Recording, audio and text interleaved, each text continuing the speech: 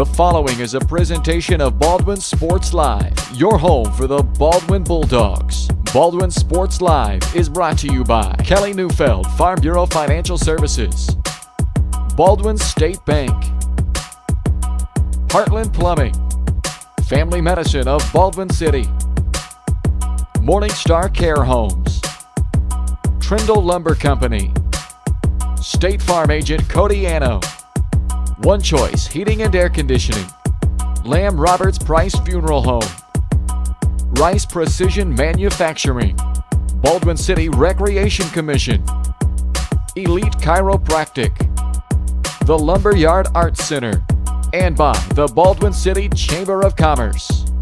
This is Baldwin Sports Live.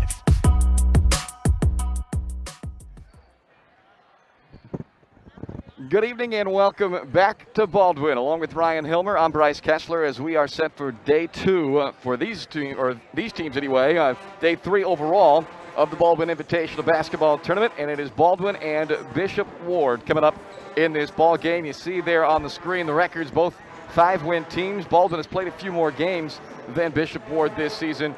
Bishop Ward comes in at 5-1 though, and they have won 3 straight, including a 49-47 win over Bishop Seabury in their first round game. That was on Wednesday night. Second straight win over Seabury for Bishop Ward. They played them twice in 5 days, winning by 4 points and then winning by 2 points. So they've had a couple of close ones against the Seahawks, but both have ended in victories, and it sets up the Cyclones with a chance to play for the BIT title if they're able to get past the host school, the Baldwin Bulldogs, who also dispatched of Bishop Seabury in their opener, winning 59-51 back on Tuesday night, ending a 4-game skid as they allowed their fewest points since coming back from the December 17th game against Spring Hill. Just 51 given up in that one, which is perhaps going to be the key to getting the Bulldogs back on track, is improving that defense as they have, since the break, been allowing a little more than 61 points per game. Prior to the break, they were averaging just 49 points per game. So got back to a little closer to that previous number in the win on Tuesday night, and we'll see if the Dogs can climb back over 500 as they sit at 5-5 of the year after that victory over Seabury. The winner of this game will take on J.C. Harmon in the championship tomorrow afternoon at 4 o'clock. The loser of this contest will face Wellsville at 2:30 tomorrow afternoon to close out this year's BIT. We'll take a timeout, come back with plenty more here on the pregame show. A look at some of the matchups to watch here tonight as Baldwin and Bishop Ward play in day 2 at the BIT here in Baldwin on Baldwin Sports Live.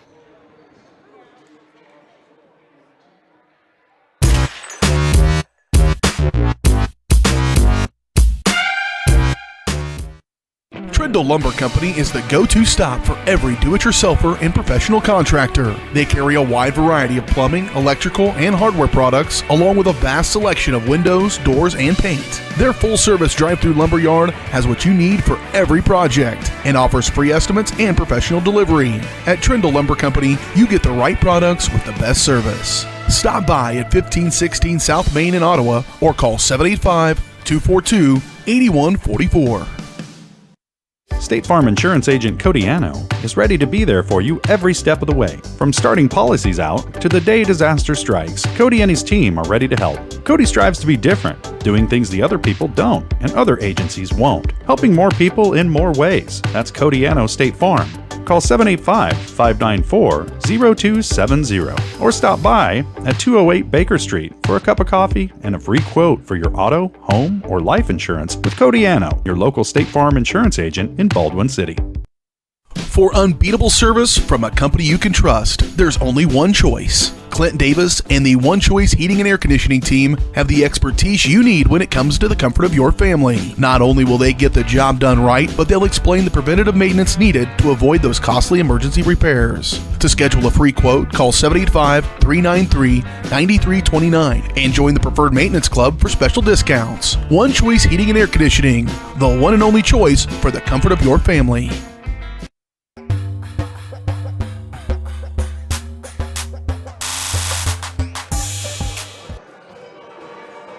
Welcome back to the Baldwin Sports Live pregame show. I'm Bryce Kessler alongside Ryan Hilmer tonight as we get set for Baldwin and Bishop Ward in night number 2 for these two teams here at the 2022 BIT. Bishop Ward 5-1. A little look at the Cyclones. They average 59 points per game. They're giving up 45 points per game, and they come in at 5-1. They have played what I would consider a pretty weak schedule so far to this point. That's not anything that they can necessarily control, but I guess the point being, we'll see that 5-1 record, which jumps out off the page, but I think this is a game that matches up very well for the Baldwin Bulldogs, who at one point earlier this season found themselves at nearly 5-1. They were 4-1 before a 4-game losing streak, but they got rid of that losing streak with a win on Tuesday night to get to 5-5. Bishop Ward, the 4 teams they have defeated, of course they have 5 wins, but 2 of those came against the same Bishop Seabury team.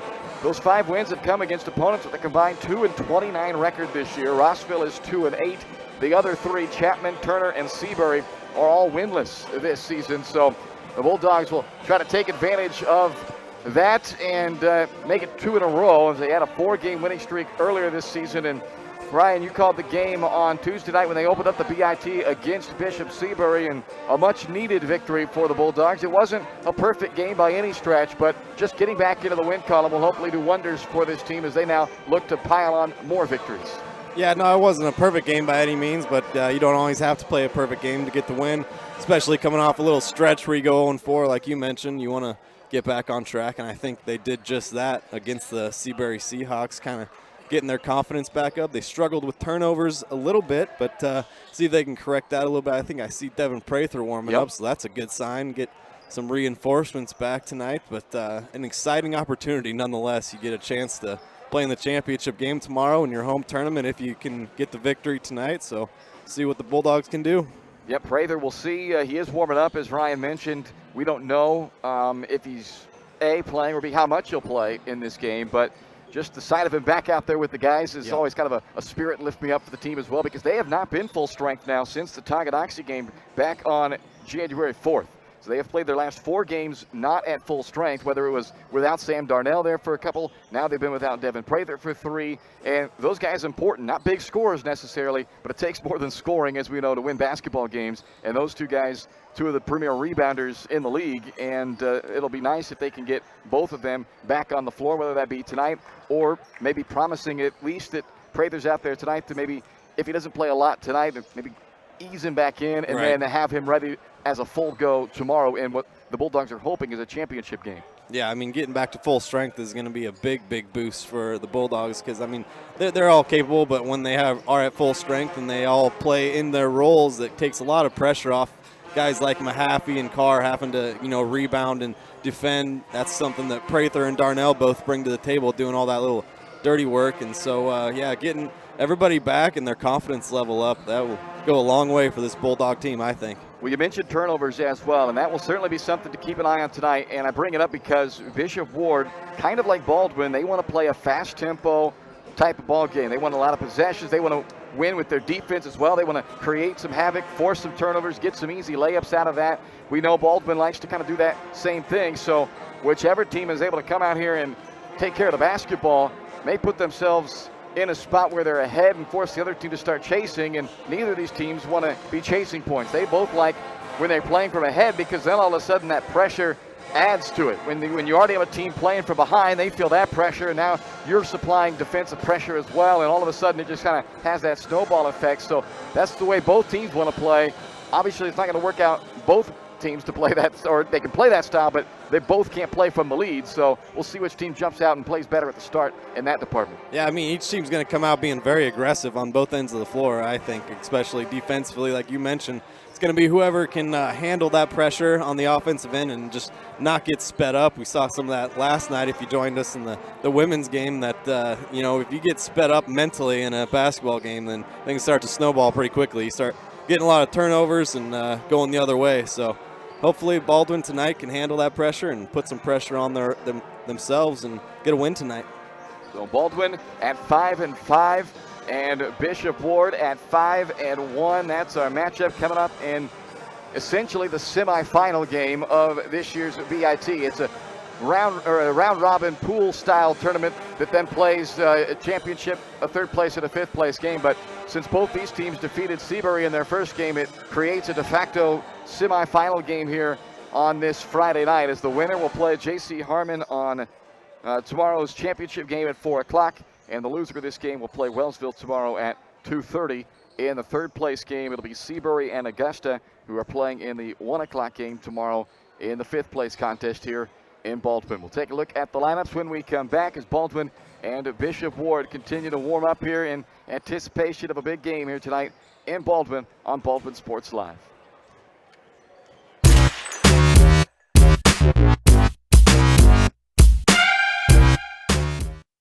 Morningstar Care Homes is looking for the next members of their team of compassionate caregivers. If you're a certified nurse's aide or medication aide or interested in becoming certified with company reimbursement, apply today and join the locally owned care team at Morningstar Care Homes, offering paid leave, health, dental, and vision insurance and a low 5-to-1 patient-to-caregiver ratio. Apply online at morningstarcarehomes.com/careers or call 785-594-2603. Positions available in Baldwin City, Ottawa, Fredonia, and Neodesha. At Family Medicine of Baldwin City, you'll find incredible care close to home. A friendly staff here for you when you need them, offering primary care for all ages from general physicals and health exams to minor procedures and x-ray services, along with an overall patient education, ensuring peace of mind that you're receiving the best care possible in a convenient, accessible manner. Visit lmh.org or call 785-594-2512 to schedule an appointment and learn more about the incredible primary care providers at Family Medicine of Baldwin City, your partner for lifelong health. Kelly Neufeld and his team at Farm Bureau Financial Services are there to help you protect what matters most in your life. From insurance plans customized to fit everything you need covered to comprehensive financial planning to help you achieve your goals both present and future. Kelly works uniquely with you face-to-face to gain confidence in your financial well-being. Call 785-594-1055 to set up a meeting with Kelly Neufeld at Farm Bureau Financial Services in Baldwin City. It's your future. Let's protect it. Lamb Roberts Price Funeral Home is honored to be your choice when the difficult time comes to plan a lasting tribute for your loved ones. There to guide you through the process from beginning to end with each family's unique traditions and beliefs in mind. Visit lamb-roberts.com to see all of the services offered, including their online pre-planning tool, or call 785-594-3644 to visit with the caring professionals at Baldwin City's only locally owned funeral service and cremation service provider, Lamb Roberts Price Funeral Home.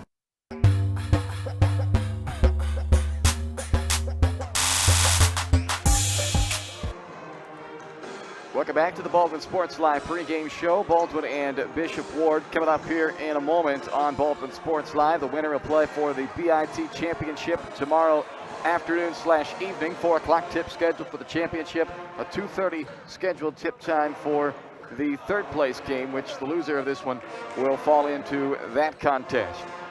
Bishop Ward, they have just one returning starter from their team a year ago. That's Lorenzo Hernandez, a 6'2" senior. He wears number 0 for the Cyclones.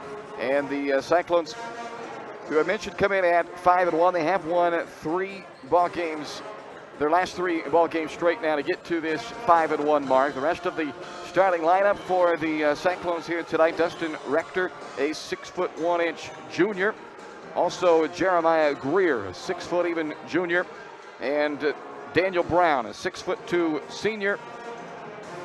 And then I mentioned Lorenzo Hernandez, the 6'2" senior as well for the Cyclones. Their head coach is Steve Stitzer, and he's assisted by Gino Ferrara, Ryan McNally, and Kevin Walterbach. And rounding out, forget to mention Tyler Holmes as well, rounds out that starting lineup for Bishop Ward. They're going to pause for the national anthem here in a moment, so we'll step aside. When we come back, we'll get to the starters for the Baldwin Bulldogs, and the tip-off will be right after that. You're watching Bulldog Basketball on Baldwin Sports Live.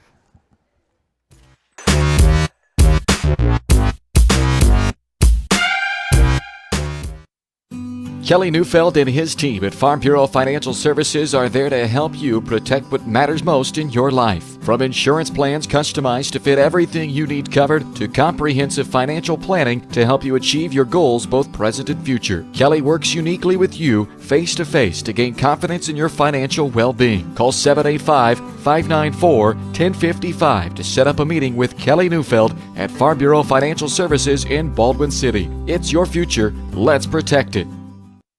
With Heartland Plumbing, you get full-service plumbing from a real plumber, not a sales guy who's just there to fix a leak. Heartland Plumbing sets appointments they hold true to, not an inconvenient block of time they might be there. With a strong reputation and years of quality service, Heartland Plumbing has the tools and the people to get your plumbing job done on time the first time. Give them a call at 913-856-5846. Serving every big town and small town around, residential and commercial. That's Heartland Plumbing, the plumber you can open your door to.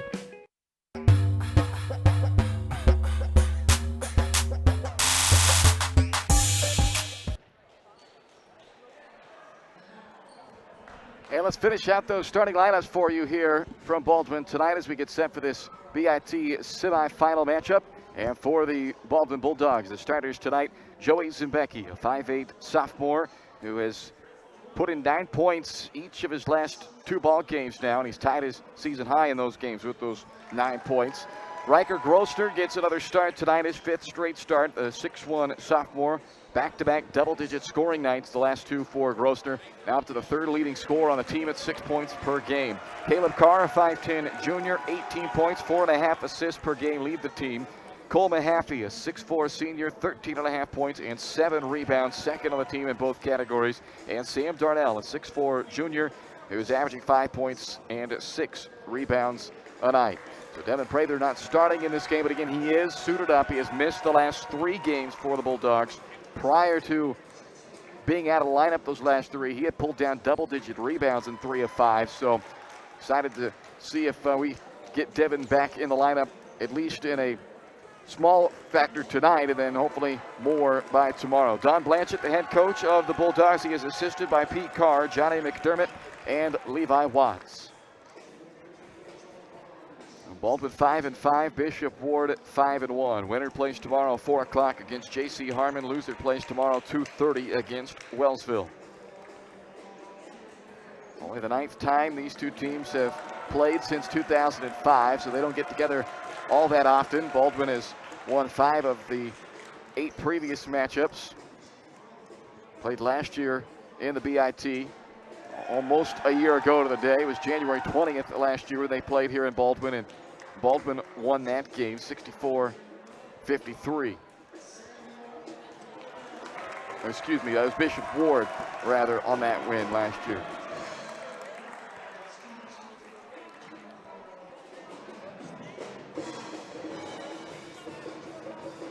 So here we go. It's time for tonight's opening tip, and it is brought to you by Baldwin City's Recreation Commission. And don't forget to sign up for the Baldwin City Recreation Commission Summer Baseball Tour, which is happening this July 22nd through the 29th.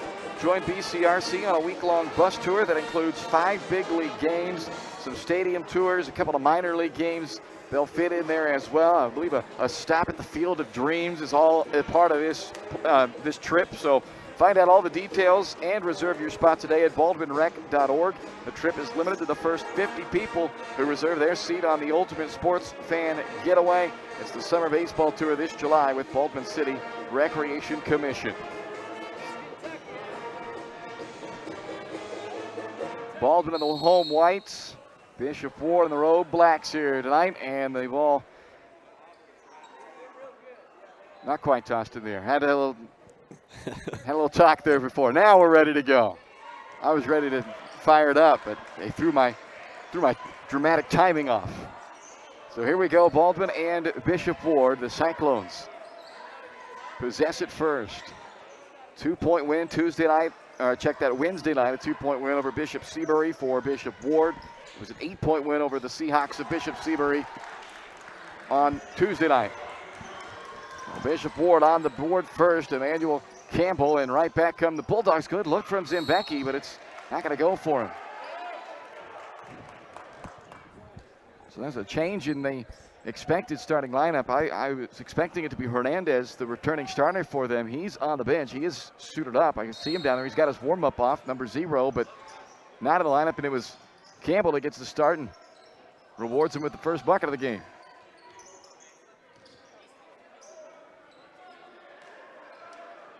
Just underway here in the first quarter. Caleb Carr, the point guard for this Bulldog team, Trapped in the corner, gets it underneath Mahaffey, and it's stolen away by Tyler Holmes. Holmes, only a freshman, gets the start for the Cyclones, and there is the defense by Carr that nearly forces a turnover, but able to stay with it is Greer, and then out of control of the paint, rebounded by Brown. Mahaffey was unable to control it. Rector on the drive, and he is fouled. Personal foul on Riker Grossner. First personal, first team foul, and it puts Dustin Rector at the free throw line for Bishop Ward. 2 shots for Rector, the first on the way and on the money.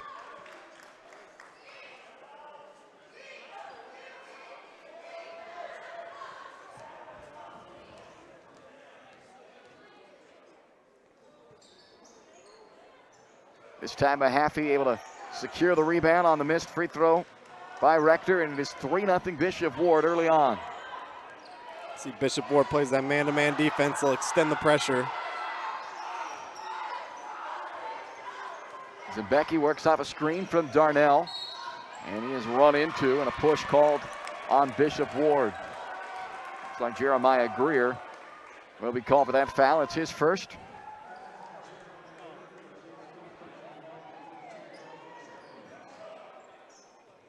Both teams like to wreak havoc with their defense. Defender falls down, but Darnell can't knock it down. Greer the rebound, pushes it up for the Cyclones. Campbell backs it away, and they'll set up in the half court with a 3-point lead early on for Bishop Ward.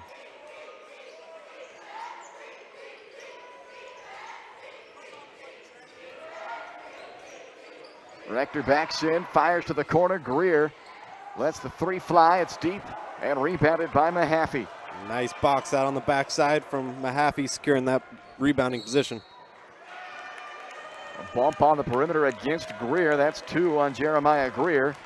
And that will now force the hand of Steve Stitzer. He'll go to the bench, and in for the Cyclones comes David Jones, a 5'11 senior.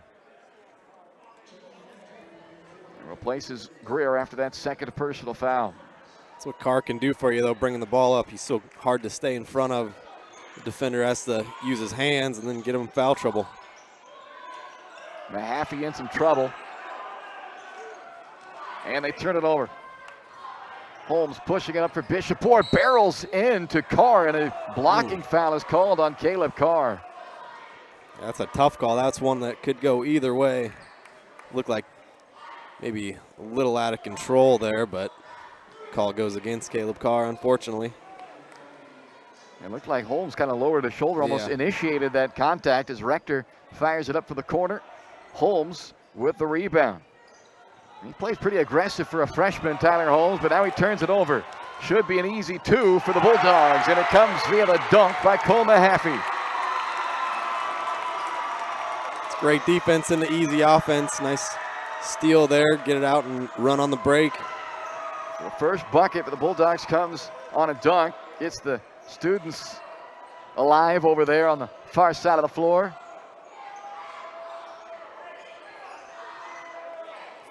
Carr out there pressuring Jones. Grossner knocks it free. Riker with a steal, and he lays it up and in to put Baldwin in front 4-3. It's incredible team defense from both of the guards. Carr and Grossner there just working together. A 4-3 lead. A dangerous pass up to the free throw line there. Kind of lazily put it out there, and now Carr with another steal. And Baldwin taking defense into offense. 3 easy buckets set up by their defense. I'm just standing up here smiling. This is beautiful basketball. Perfect defense again from Carr. You can just get easy open layups all game. Have a pretty good shot to win this thing.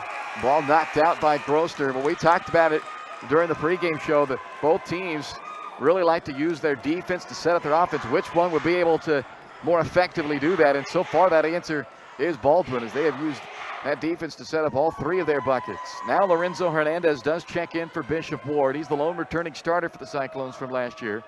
Number 0 in the black. A 6-3 Baldwin lead on a quick 6-0 run on a dunk and a couple of layups.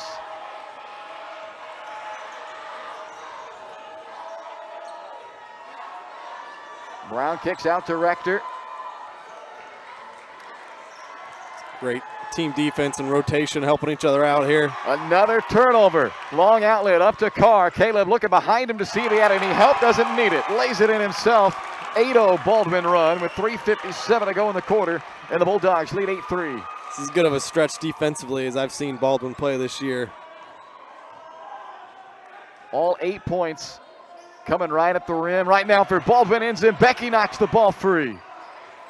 Bishop Ward keeps it. And now Zebecki does take it away. Might be going for some kind of record here.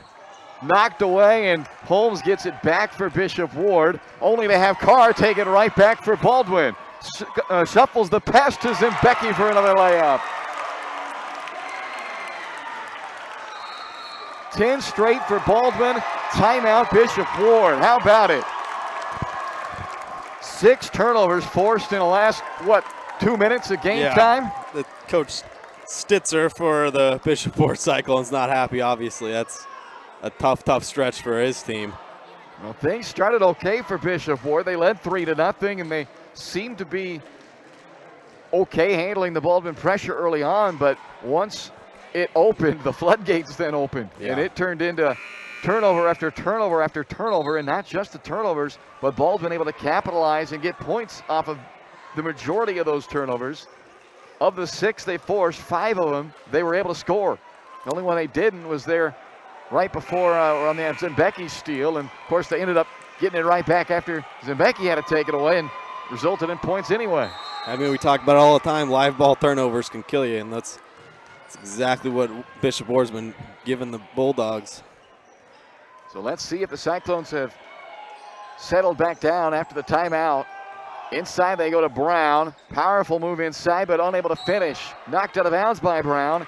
And Baldwin gets the ball back, up by 7 with 3:07 left to play in the first quarter. It was a nice job by Riker Grosner down low, playing some post defense. He was a little bit outsized, but did a good job.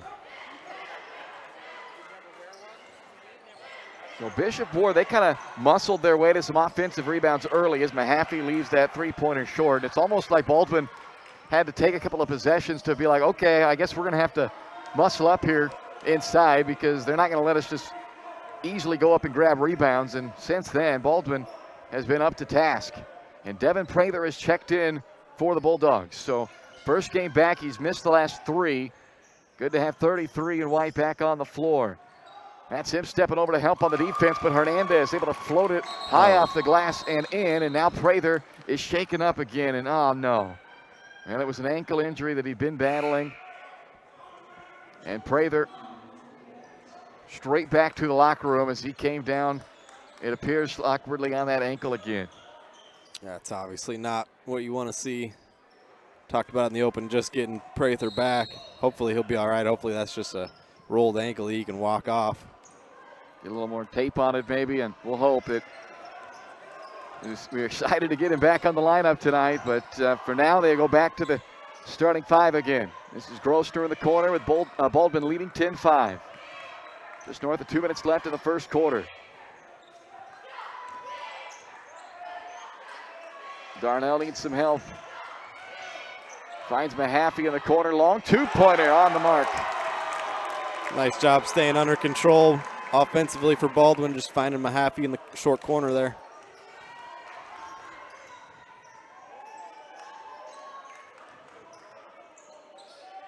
Brown, lob it to the short corner for Robinson. Back out it comes to Rector. Three-pointer in and out. Mahaffey with a rebound.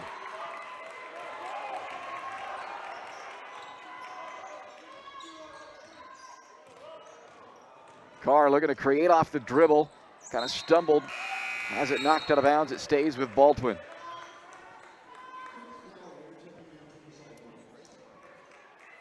So Bishop Ward has brought in a number 3 that's not on the roster. I didn't hear what the PA announced him as. David Jones checks back in as well.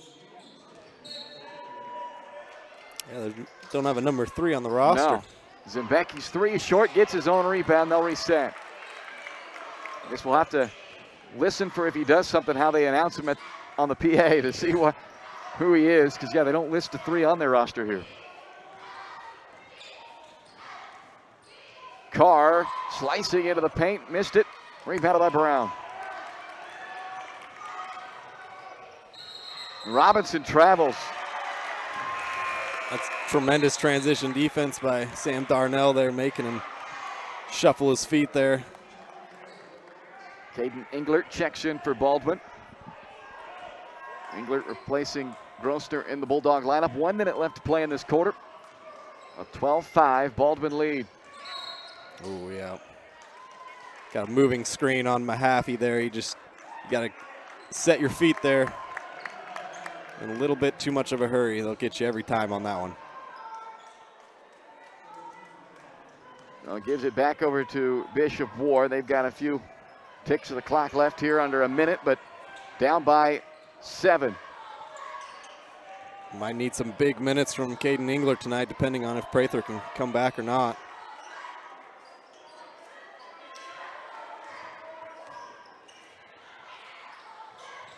Missed in the paint off of Robinson. Baldwin gets it back now. We'll see if the Bulldogs will try to hold for the final shot now with just 32 seconds left in the quarter.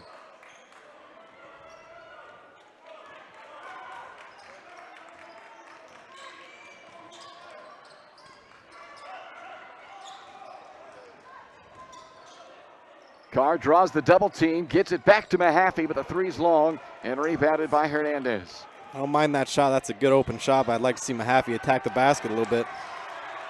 Bulldogs nearly had another transition opportunity, but Englert couldn't get the outlet up the floor. 15-foot pull-up on the left elbow by Jones off the mark, and Mahaffey with another rebound. Strong first quarter for Mahaffey on the glass, and it's helped Baldwin out to a 7-point lead. 12-5 Bulldogs through 1 here on Baldwin Sports Live.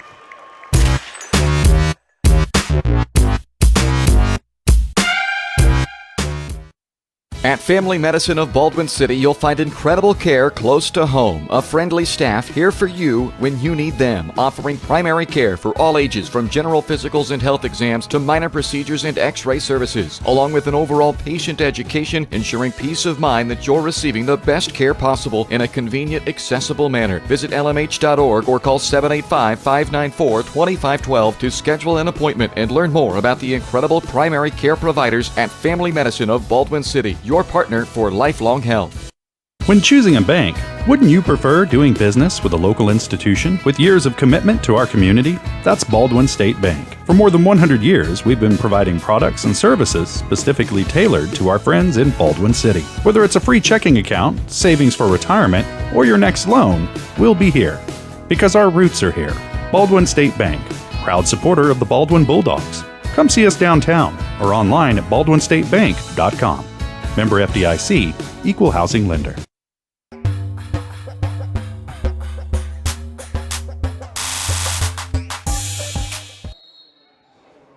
Off to the second quarter we go. Baldwin leads Bishop Ward 12-5. It's Bishop Ward with the basketball to start this second quarter. Justin Rector on the right wing.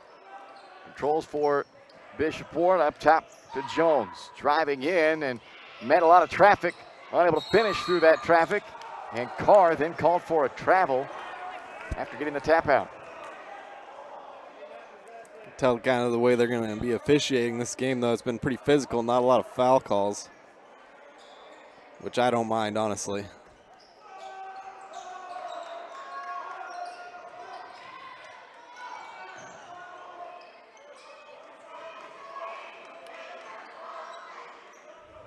Bishop Ward with the ball. They were out to a 3-0 lead to start this game, but then that started happening. Turnovers. This time Zembecki with a steal and a finish.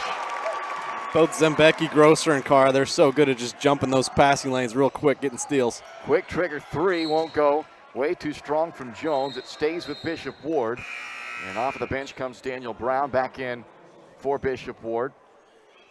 He checks in for Javion Braden. I believe the number 3 earlier, just to clean that up, I believe it's Christopher Galloway Jr., who's not listed on the roster, but I went and searched on the internet, and I think that's who it is. So when he comes back in, that's what we're going to call him. There we go.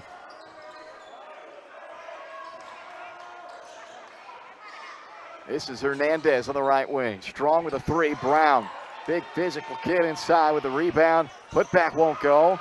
And Mahaffey this time clears it for Baldwin.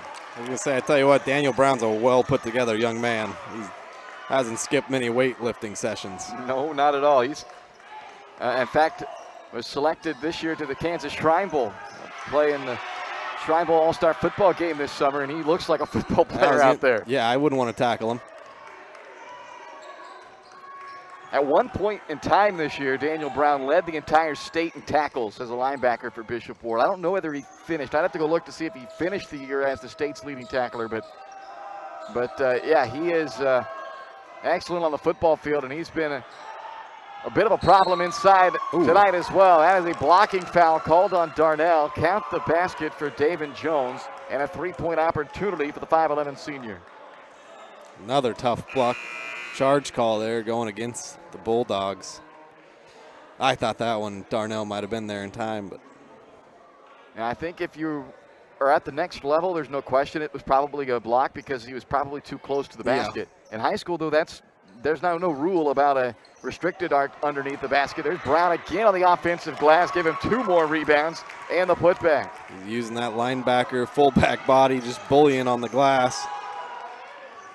14-9, Baldwin still up by 5. We've played almost 2 minutes into the second quarter, and a carry is called on Caleb Carr. Emmanuel Campbell checks back in for Bishop Ward. It's a stretch right now. The Bulldogs got to be careful. Came out early, got off to a nice little lead, and now things kind of starting to turn around a little bit in the momentum category.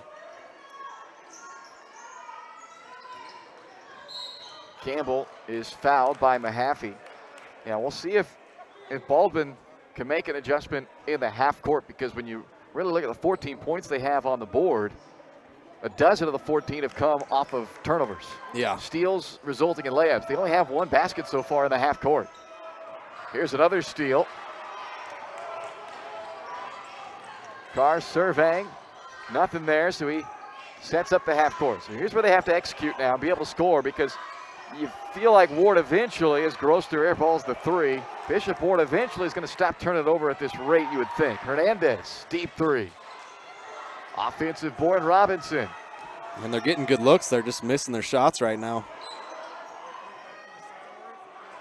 Multiple putback chances. Boy. The ball won't go for Bishop Ward, and they have to be thinking right now, what in the world do we have to do to score, because they continue to get plenty of looks down low, but can't finish it, and eventually a foul is called on Campbell. It was a really strong rebound from Cole Mahaffey there, though. Like you said, they had 3-4 chances at it. Mahaffey battling in there with them in the lane. Braden checks back in for Bishop Ward. He gives Daniel Brown a rest here as Mahaffey attacks. Double clutch up and under, lay it in, Mahaffey.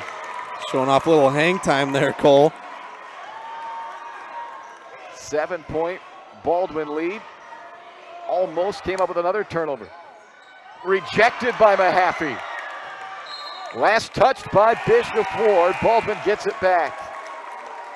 Just absolute clinic defensively from Baldwin. I mean, getting deflections, moving their feet, rotating over, blocking shots, just doing everything. Jalen Pickens now in for the first time for Bishop Ward. Defender falls down. Carr goes to Grosser in the corner. Back to Carr for 3. It's long and rebounded by Rector. Fires the pass up to Hernandez. Nearly fumbled it out of bounds, then turns it over on the baseline. Don Blanchett gets the timeout after Carr dove down on the floor to secure the ball. Well, Baldwin's defense right now all over the place, forcing 11 first half turnovers to this point. And the Bulldogs lead at 16-9 with 4:36 left to play in the first half as the Dogs take their first timeout. Baldwin Sports Live brought to you in part by Rice Precision Manufacturing, a fast-growing family-owned company that specializes in CNC machining and fabrication of parts, components, and assemblies for a wide range of industries. You have a manufacturing project that you'd like some assistance with, or some know-how expertise to help you out, give the sales team a shout. Email sales@riceprecision.com for more information. 16-9 Baldwin. Had just one lead change so far in this game, and that happened early after Baldwin fell behind 3-0.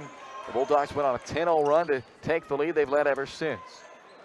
Quick pass, Englert into Mahaffey. A chance at the free throw line coming up for Cole as he was fouled by Rector. More nice execution coming out of a timeout from Baldwin. Nice play drawn up by Coach Blanchett. Getting Mahaffey a couple free throws here. First trip to the line tonight for the Bulldogs. Mahaffey just 53% on the year at the line.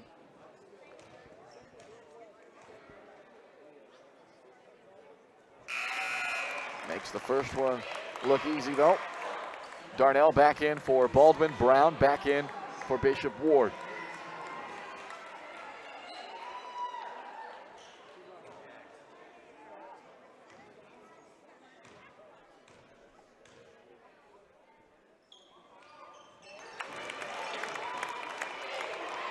.6 rebound first half for Mahaffey. Carr pestering Greer. Now Greer left open. Way off the mark with a three, but an offensive rebound from Campbell. Deflected out of bounds by Mahaffey. That's been the biggest area of success so far for Bishop Ward in this game, the offensive glass. Yeah, they really haven't shot the ball very well at all from the outside so far. Brown inside on the inbound play is fouled by Darnell, who tried to almost box him out of the shot, kind of backed underneath of him, and draws his second foul and puts Daniel Brown at the free throw line for a three-point opportunity.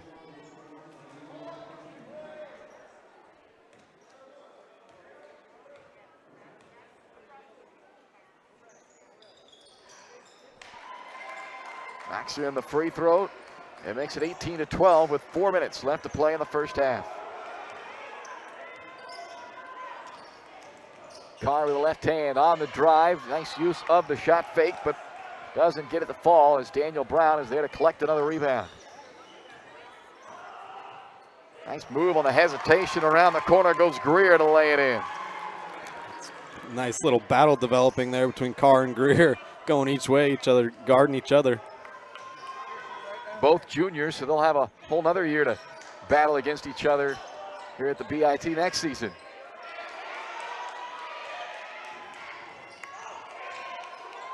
Carr is called for a travel. That's just at times though, Baldwin in the half-court offense, you've kind of mentioned it. They just kind of stand around and don't get a lot of player movement and ball movement sometimes, and looking for Carr to create for someone, but sometimes got to get some back cuts towards the basket, give him some options. Another offensive board by Brown. Grossner gets knocked to the floor, and it's still alive. Brown again, another tip try, and this time Bishop Ward called for a foul. Boy, it's a backyard brawl down there for the rebound. Kidding. You are not kidding at all. Eventually the foul is called on Daniel Brown. He's already into double digits in rebounds. 10 boards in this first half already for Daniel Brown. We still have 3 minutes to play in the half. And another illegal screen called on Baldwin. Yeah, that's Mahaffey again. He gets caught doing that a couple times, and they've caught him twice now. Well, they called that one on Englert. Oh, they got Englert for that one, okay. And Mahaffey was involved in it. I think Mahaffey was coming off of the screen, this time set by Englert. So Caden picks up his first. 7th team foul, but team control, so no free throws for Bishop Ward. Quick ball movement inside to Campbell, strip, but a foul. A late whistle on it, but it's Caleb Carr who is called for his second foul. And this will put Campbell at the line for a 1-and-1. Yeah, now you got to be careful if you're Carr. He loves to reach in there and try to get steals, but you got to be smart now.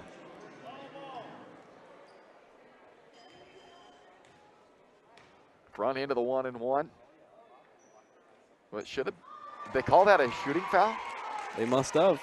Because nobody was reacting. I mean, yeah. Obviously it went in, so at this point it's moot, but nobody was reacting at all down there like they were going to rebound what initially looked like was going to miss. Now a foul is called on this missed free throw, and it looks like it's on Bishop Ward by the reaction of the Baldwin guys. And it is. It's on Daniel Brown. That's his second. Bishop Ward definitely doesn't want to get Brown in foul trouble. He's been, like we said, bullying everybody on the glass down low so far. Mahaffey, tough pull up off the dribble. And rebounded by Campbell of Bishop Ward. 3-point game, 2:25 to play in the half. Winner plays for the championship of the BIT tomorrow night. For the tie for the corner, Rector misses the three, but another offensive rebound. Stick back misses by Pickens, and now Grosner in a wrestling match with Pickens. And a foul is called on Jalen Pickens, so that means free throws for Grosner, as that puts the Cyclones over the limit with their 17th foul. I love these kinds of games. Everything's a battle down low for the rebounds. Very physical. Hernandez back in for Bishop Ward. Grosner at the free throw line. He is 13 out of 15 this year at the stripe.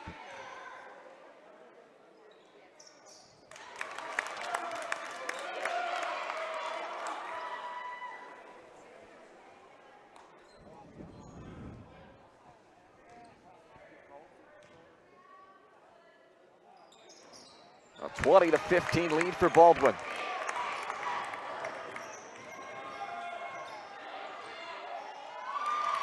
Into the paint, into the hoop. Greer with two to make it 20-17. Darnell hands to Carr, lines up a three, in and out. Campbell the rebound. Campbell glides in and makes this a 1-point game. Yeah, that's pretty poor transition defense right there. Somebody's got to stop the ball. 2 possessions in a row. Now you let the ball handler get right to the basket. Mahaffey is fouled on the drive. It's on the floor, so 1-1 coming up for Mahaffey. And Emmanuel Campbell with his second foul. It's kind of what we talked about earlier, though. I mean, got off. Baldwin was getting so many turnovers, so many easy baskets that they got out to that lead early, but Bishop's kind of weathered the storm and fought their way back into this one. Galloway back in for Bishop Ward. Mahaffey is at the free throw line, 1-1. And the front end is good, as Baldwin is now 5 out of 5 at the free throw line.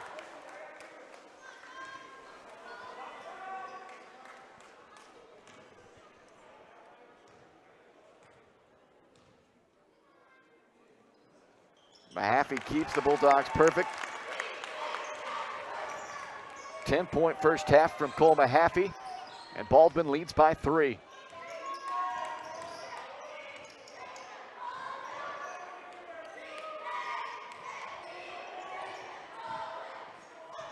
Through the hands of Campbell, but it doesn't end up turning over. Now Hernandez trying to angle in, steps back, fades away, and misses from 15.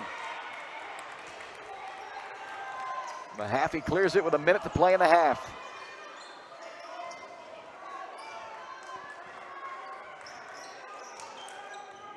Carr draws a double team. Galloway reaching around him to try to take it away. Now Mahaffey angles in for the right, loses the basketball and turns it over. Double-digit turnovers for both teams in this first half. Daniel Brown checks back in for Bishop Ward. He has been a beast on the glass so far for Bishop Ward. Double-digit rebounds in this first half. And a lot of those have been on the offensive glass. So they actually inbounded that ball with still 6 guys out on the floor, but now walking off is Campbell.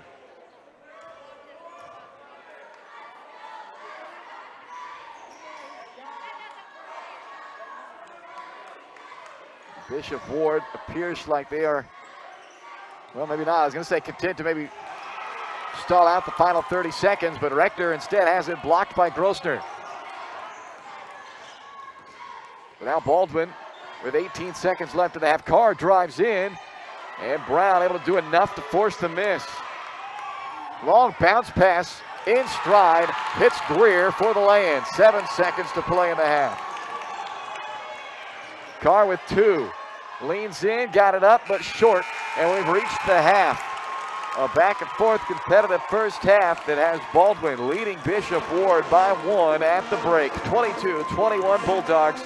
Coming up next, the Farm Bureau Financial Services halftime show on Baldwin Sports Live.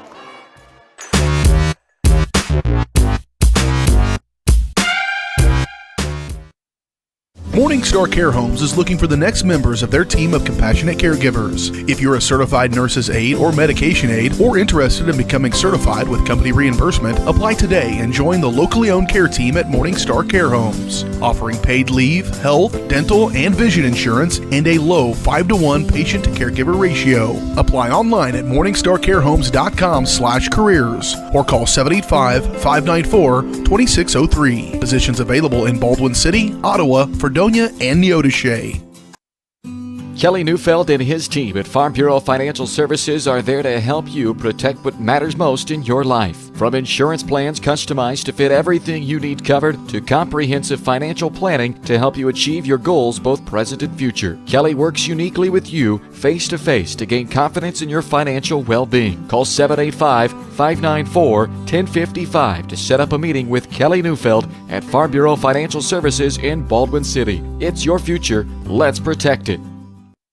Trindle Lumber Company is the go-to stop for every do-it-yourselfer and professional contractor. They carry a wide variety of plumbing, electrical, and hardware products, along with a vast selection of windows, doors, and paint. Their full-service drive-through lumber yard has what you need for every project and offers free estimates and professional delivery. At Trindle Lumber Company, you get the right products with the best service. Stop by at 1516 South Main in Ottawa or call 785-242-8144.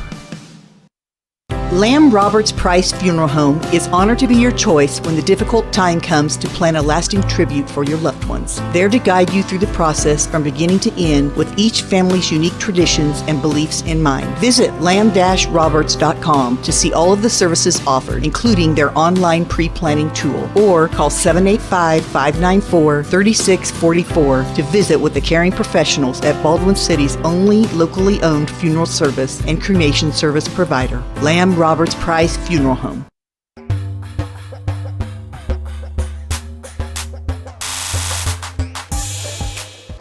Halftime in Baldwin tonight, it's 22-21. Baldwin on top of Bishop Ward. We welcome you to the Farm Bureau Financial Services halftime show. If you're looking for personal service from a local agent with a great company, then Kelly Neufeld is your guy. Give him a call at 785-594-1055. Kelly and his team, proud supporters of the Baldwin Bulldogs, and they'd love to support you in your financial future as well. Go see them at Farm Bureau Financial Services in Baldwin City. It's your future. Let's protect it.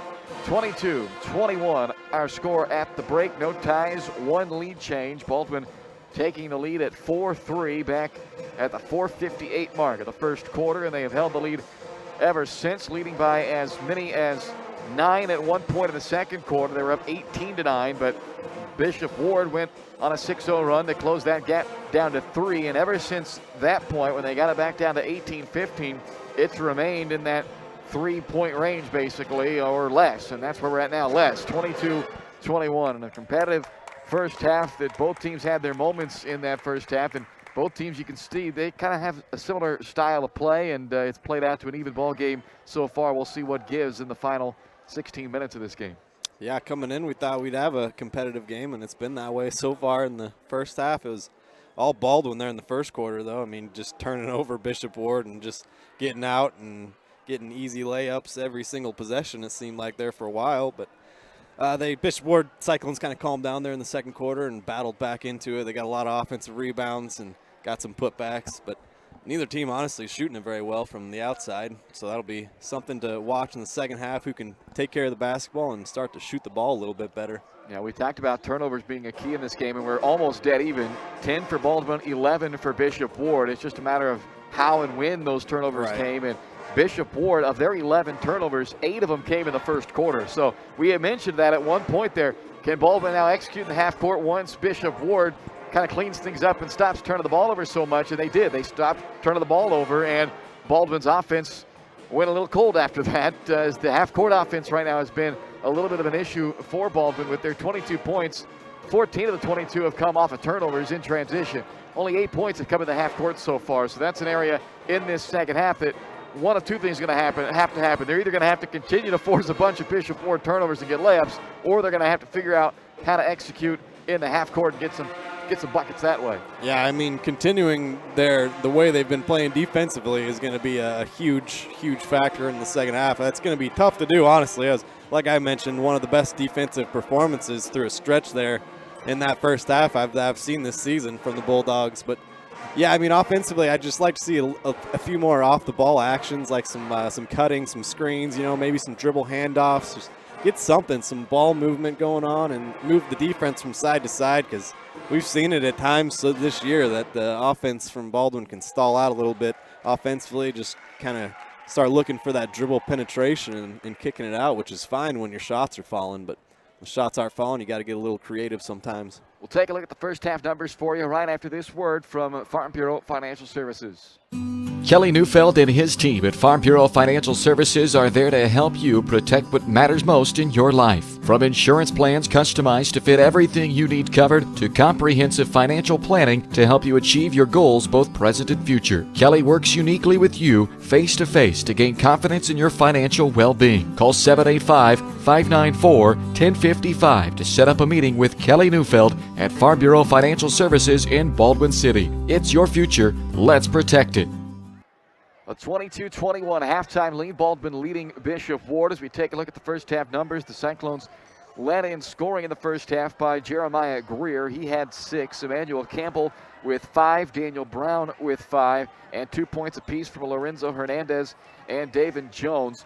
Brown on the glass, 11 rebounds in the first half for Daniel Brown, as Bishop Ward out-rebounded Baldwin by 13 in the first half. So the Dogs are minus 13 on the boards right now, but still leading this game by 1 thanks to some scoring off of turnovers, taking advantage of 8 first-quarter turnovers by Bishop Ward, and those 8 first-quarter turnovers resulted in 12 Baldwin points off of turnovers. And for Baldwin, leading scorer at the break is Cole Mahaffey, 10 points already to go along with 7 rebounds. So a very strong first half from Mahaffey.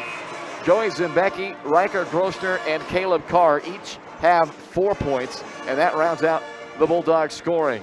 It's 22-21 here at the break. Neither team made a three-pointer in that first half. Both teams went to the free throw line 6 times. Baldwin making all 6 of theirs. Bishop Ward making just 3 of their 6 first half free throws. And in the half court, we talked about execution, and a lot of that requires ball movement, player movement, both.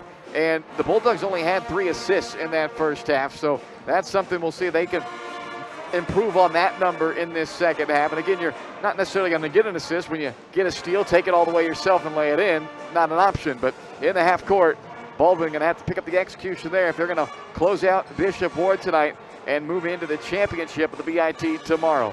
22-21, our halftime score. You've been watching the Farm Bureau Financial Services halftime show, brought to you by your Baldwin City Farm Bureau Financial agent, Kelly Neufeld. Give them a call at 785-594-1055 and see how they can assist you in way more than just your insurance, investments, wealth management needs, so much more at Farm Bureau Financial Services. Kelly Neufeld in Baldwin City at 785-594-1055. Second half starts next. Baldwin on top of Bishop Ward, 22-21.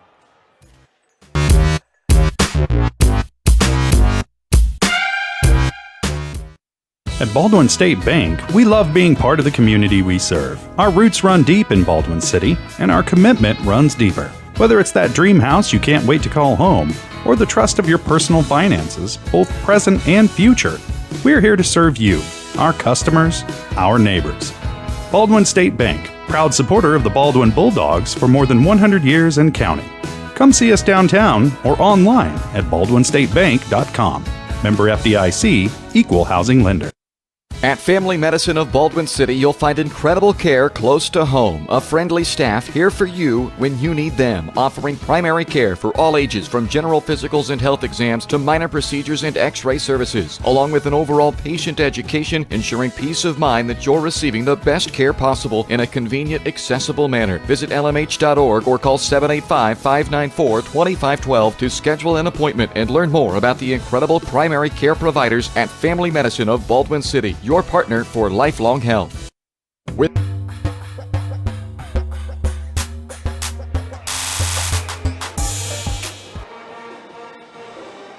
Start of the second half, Baldwin on top of Bishop Ward, 22-21. Really good first half. Both these teams won close games over Bishop Seabury in their first game of the BIT. Both hoping to advance through tonight and into tomorrow's championship game. Of course, they'll both play tomorrow, but one will be playing for third place, one will be playing for a championship. Winner gets J.C. Harmon in the title game, loser gets Wellsville in the third place game. Mahaffey quick inside on the opening possession for Baldwin. Had it knocked free going up with it, now thrown into the backcourt, and Carr's foot came down just before he got rid of it, but the official on the near side is going to overrule and say this ball was deflected. So therefore, Carr was not in violation of going into the backcourt, so Baldwin will keep possession. A break there for the Bulldogs. Yeah, big break there. I didn't see that deflection, but the official did.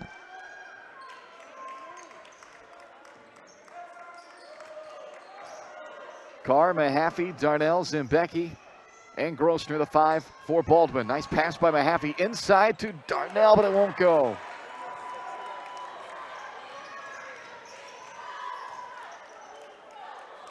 Rector, Brown, Greer, Campbell, and Galloway, the five for Bishop Ward to start this second half. Brown inside, splits defenders, lays it in, and puts Bishop Ward back in front for the first time since it was 3-2 early on in the first quarter.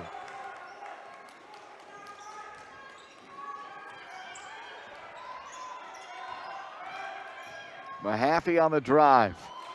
Brown the rebound and able to get rid of the ball before he fell to the floor, avoiding the turnover. A dozen rebounds now for Brown. Rector open in the corner. Really good look, and the first three-pointer of this game goes in by way of Dustin Rector.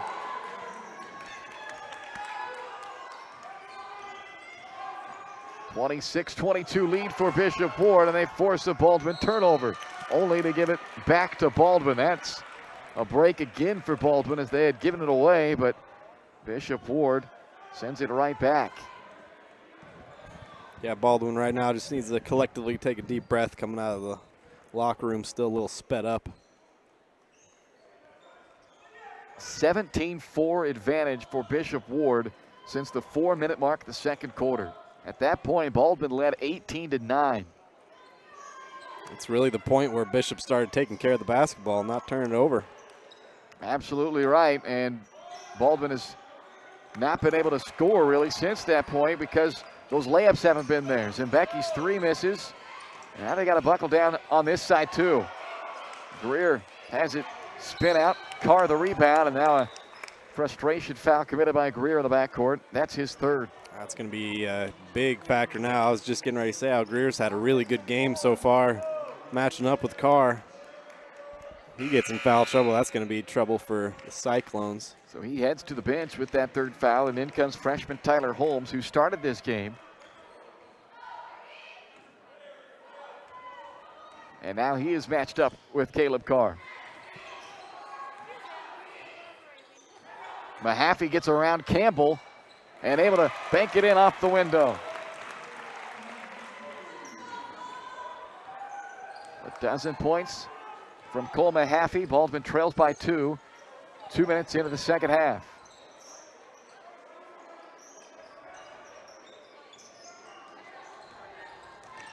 Rector, the bounce pass out to Holmes. A tie-up between Brown and Darnell. And Baldwin, I thought, okay, so the scoreboard says Baldwin gets the possession there, but the scoreboard was wrong. So it's Bishop Ward who has the possession,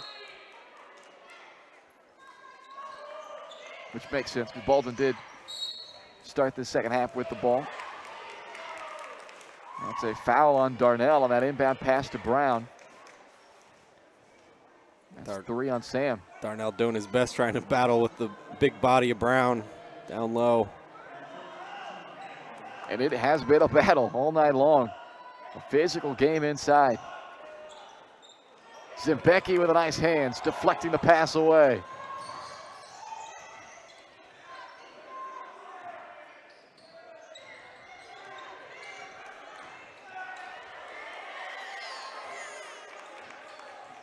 Mahaffey hands to Grossner.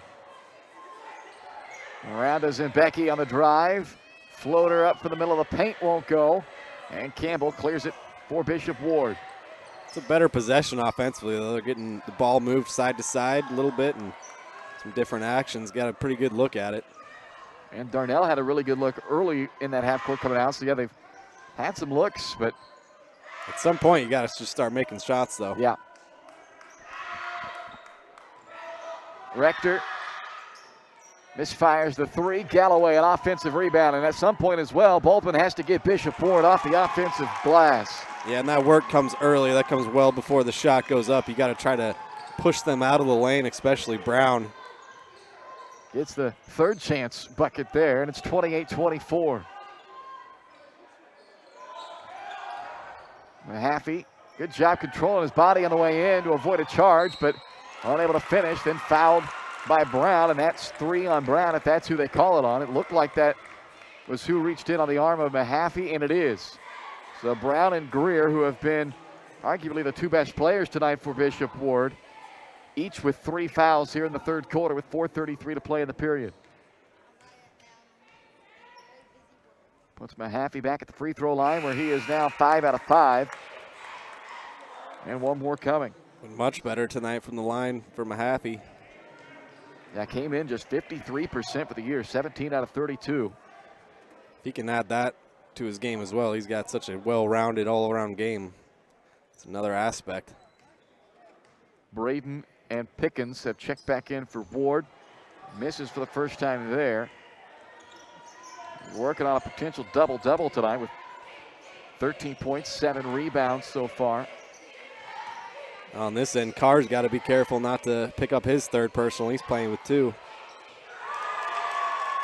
Darnell out there with 2 as well, 3 already, and another 3-pointer for Bishop Ward. Neither team hit one in the first half, but now Rector's knocked down a pair of them in the second half for Bishop Ward. Mahaffey, tough pull up on the baseline, misses. It's a perfect example right there. That's a shot that you can get at any point, really. You can move the ball from side to side a few times and get that defense kind of miscombobulated and not knowing where their man is at. And second personal foul on Riker Grossner. Second team foul for Baldwin as well. Campbell back in. Replaces Brown. Holmes to inbound. It's a 6-point lead right now for Bishop Ward. It's the largest lead of the game for the Cyclones. They trailed by as many as 9 back in the first half. Pickens travels.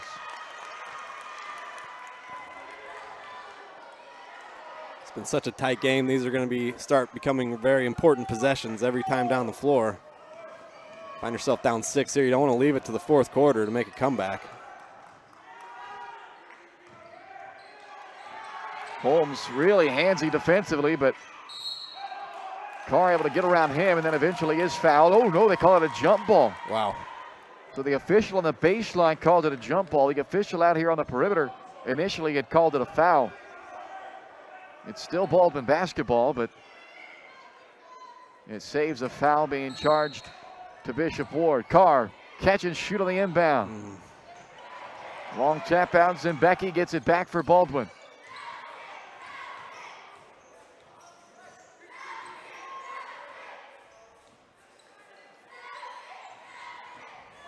Mahaffey drives baseline, whips it to the corner to Grossner. 3 minutes to play, third quarter. Entry to Darnell. Got Braden in the air, tried to create some contact, didn't get a whistle, but does get the basket. A tough shot from Darnell somehow gets it to go. First points of the night for Sam Darnell, and a timeout taken by Bishop Ward. A 4-point game. Bishop Ward leading Baldwin 31-27. 2:52 left to play in the third quarter. Baldwin Sports Live has partnered with EZ Relic to give our viewers a chance to capture every big moment from every game. Text Baldwin to 816-406-0051. When the big play happens, send a text to that number, 816-406-0051. Text Baldwin to that number, and they'll send you a clip of the last 20 seconds of game time. And you can capture those highlight plays as soon as they happen. Go to ezrelic.com for more details. If you happen to do that in the first quarter, I would assume that you got a steal and a layup for Baldwin. It'd be pretty good odds on that. Since then, it's been tough going for each team offensively. See if the defense can create us another EZ Relic highlight here. Darnell with a deflection, but Hernandez gets it back for Bishop Ward.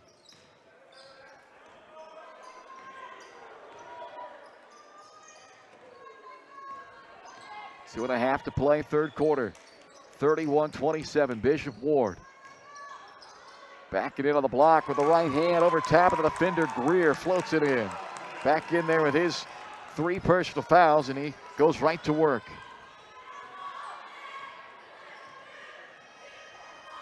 (33-27) Bishop Ward. Long skip to Zimbecki in the corner. Angles into the paint, floats it up off front iron short, and rebounded by Bishop Ward. It's Greer who brings it up himself.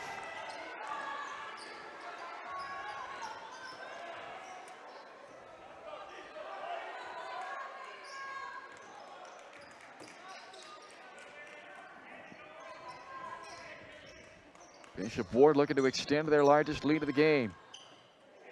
Greer gets around Carr, but then runs out of room.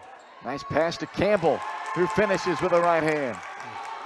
Greer's a really good player. That was a nice little hesitation move there. Tricked Caleb Carr a little bit and then just laid it off to his teammate. Both so similar when they try to create on the offensive end. They can certainly both score, as we've seen tonight from Greer, especially. Carr, though, has had a tough scoring night, just 4 points. But they both are always in control on their drive, trying to set up their teammates. They both just keep you guessing. They get you rocking left or right, and you don't know which way they're going to go. The foul on Bishop Ward's Chris Galloway Jr. 8-point lead right now for Bishop Ward. Mahaffey gets onto the baseline and is fouled by Campbell, who picks up his third and sends Mahaffey back to the free throw line. 5 out of 6 at the line in the game for Mahaffey. Into double figures for the 5th straight game. He has been in double figures for all but 1 game this year for Baldwin.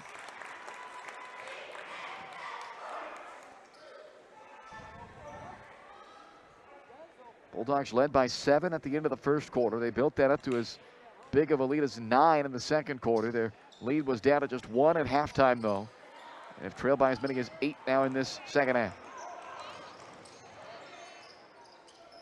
Greer that time may have forced it a little bit, and Carr comes away with it for Baldwin. Gotta start taking advantage of these stops you get defensively and start chipping away at this. Darnell with an elbow pull-up rattled out, and Grossner fouled Campbell. That is 3 on Riker Grossner with 56 seconds to play in the third.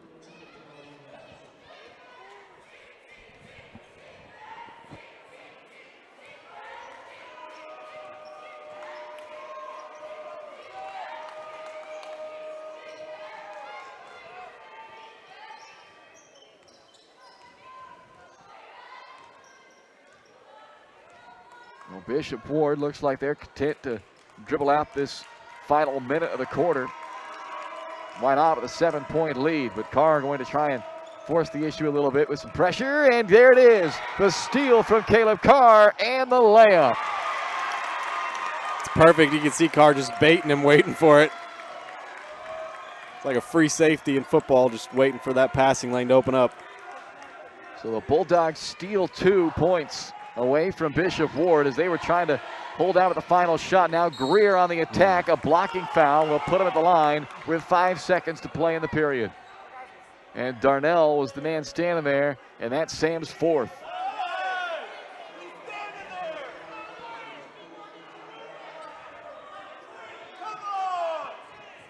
Darnell getting an explanation from the official after his fourth personal foul. Jeremiah Greer to the line. It's a tough call on Darnell, but nice job spinning through the lane there from Greer, just making something happen. 2 shots for the junior guard, and he knocks down the first. Braden and Jones check back in for Bishop Ward, along with Robinson a moment ago as well.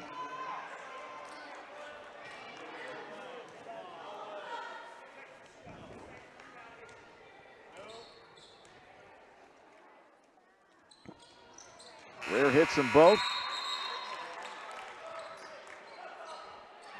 Holmes back in, 37-30. Baldwin has 5 seconds to work with here, 5.5 to be exact.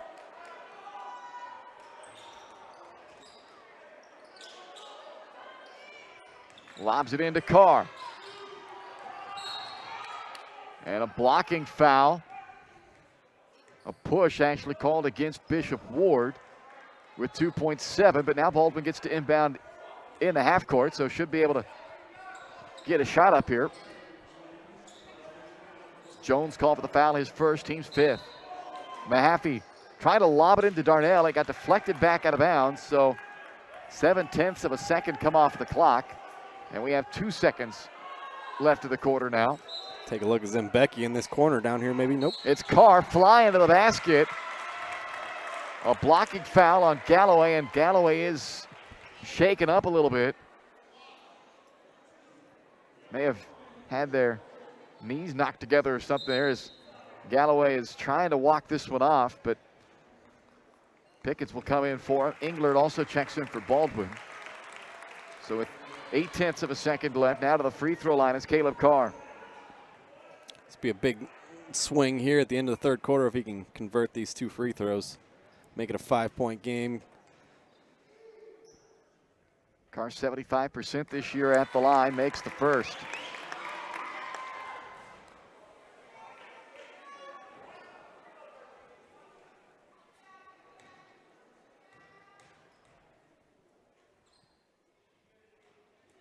Five-point game, 0.8 left in the third quarter. Bishop Ward, Jones did not get it off in time. 37-32. We head to the fourth here in Baldwin tonight on Baldwin Sports Live.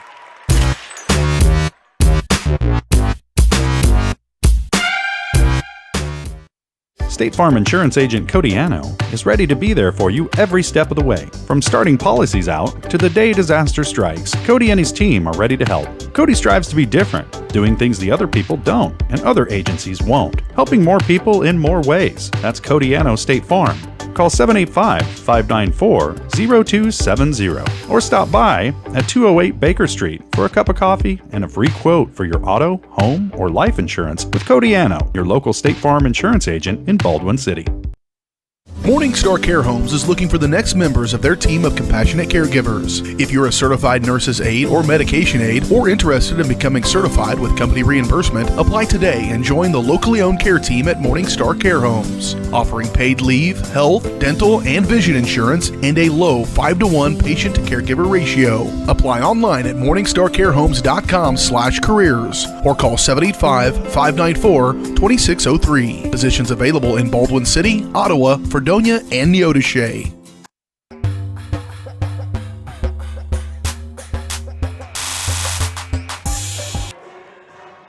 (37-32). Bishop Ward with a 5-point lead on top of the Baldwin Bulldogs as we start the fourth quarter tonight. It's been close throughout. Neither team has had a double-digit lead in this game.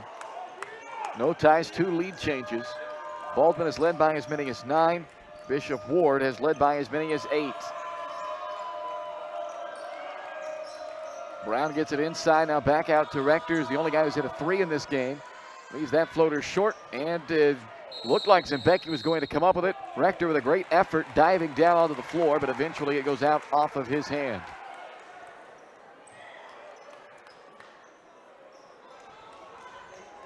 Baldwin led after the first quarter and after the second quarter. He's down to just a 1-point lead, though, at halftime. And now, after being outscored 16-10 in the third quarter, Baldwin trails by 5 in the fourth. Defender falls down, and that leaves Zimbecki open in the corner, and finally Baldwin hits a three. It's a huge three, a huge jolt to this crowd, the student section, everything. Gives the team a little confidence. Deficit back to just 2 for Baldwin after that three-pointer by Joey Zimbecki. It kind of felt like everybody was just kind of waiting around for somebody to make a big play, and it was Zimbecki. Now let's see if the defense can parlay it into a stop and a chance to give the Bulldogs a tie or perhaps a lead. A push away from the basketball. Looks like it's on Grossner. Campbell ended up on the floor, and Grossner is the guilty party. That is his 4th. 15 foul. And that could end up being a big factor, too. Grossner with 4. He's played well tonight, especially with Prather out. Campbell fouled, and a free throw opportunity for Emmanuel Campbell. Grossner's been one of those guys, sorry, Bryce, all year he's been playing well, but especially stepping up when guys have been out. Started the year coming off at the bench. In fact, missed the first couple of games, then came off the bench, but he has started the last 5 now after first it was Sam Darnell who missed some time, and then it was Devin Prather. And tonight, the Bulldogs thought they were getting Prather back. He came into the game and was not in there very long before it looked like he suffered either a re-injury to the ankle or a new ankle injury, but either way, they lost him shortly after he came into the game, and he has not been back since. Campbell hits 1 out of 2, and it keeps it a 1-possession game at 38-35 with 6:40 to go.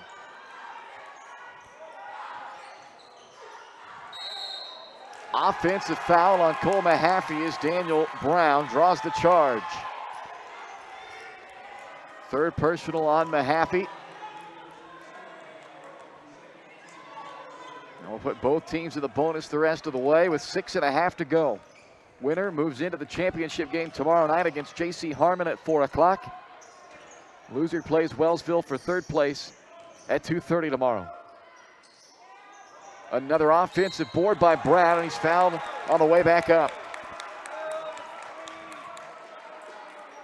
15 boards tonight from Daniel Brown. That's foul number 4 on Cole Mahaffey.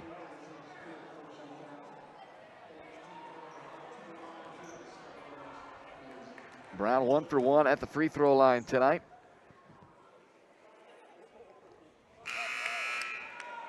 Seven points, 15 rebounds for Brown. Darnell checks in for Englert. So both Darnell and Mahaffey and Grossner, in fact, 3 of the 5 on the floor right now for the Bulldogs are playing with 4 fouls.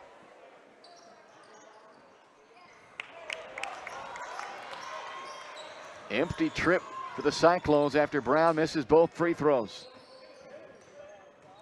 A lot of time to go still. 6 minutes left to play in this fourth quarter, and a 3-point Bishop Ward lead.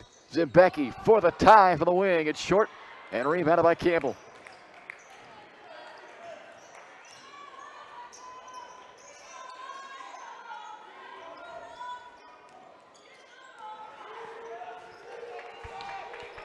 Campbell trying to shake Mahaffey. Gets inside but can't finish. And Brown, a little too physical that time, picks up his 4th foul. And that's big because that's going to mean free throws for the Bulldogs the other way. A 1-on-1 opportunity coming up for Sam Darnell. And we'll see if that also impacts Brown's aggressiveness on the offensive glass now with 4 fouls. I was going to say 5:41, you got to think about taking them out for maybe a couple minutes here. We'll see if they do. Yeah, I think Steve Stitzer agrees with you, Ryan, because he sends Robinson and Galloway to the scorers table. Well, and actually, no, they both come in for 2 guys that aren't named Daniel Brown, so they will leave Brown out there as Campbell and Pickens come off the floor. If I was Don Blanchard, I'd say whoever Daniel Brown's guarding on this next possession, I'd try to attack him, see if you can't get him fouled out of this game. That would be a big swing. The only danger in doing so is you've got 3 guys out there with 4 of your own as well. So you almost have to make that Carr or Zembecki. Yep. Because you wouldn't want to send Mahaffey, and now Brown will come out. As I say, you wouldn't want to send Mahaffey or Grossner or Darnell, for that matter, into him and try and force a blocking foul situation. Of course, now he's out of the game. And Darnell is at the line for one more. Free throw is on the way and rattles home to make this a 1-point game.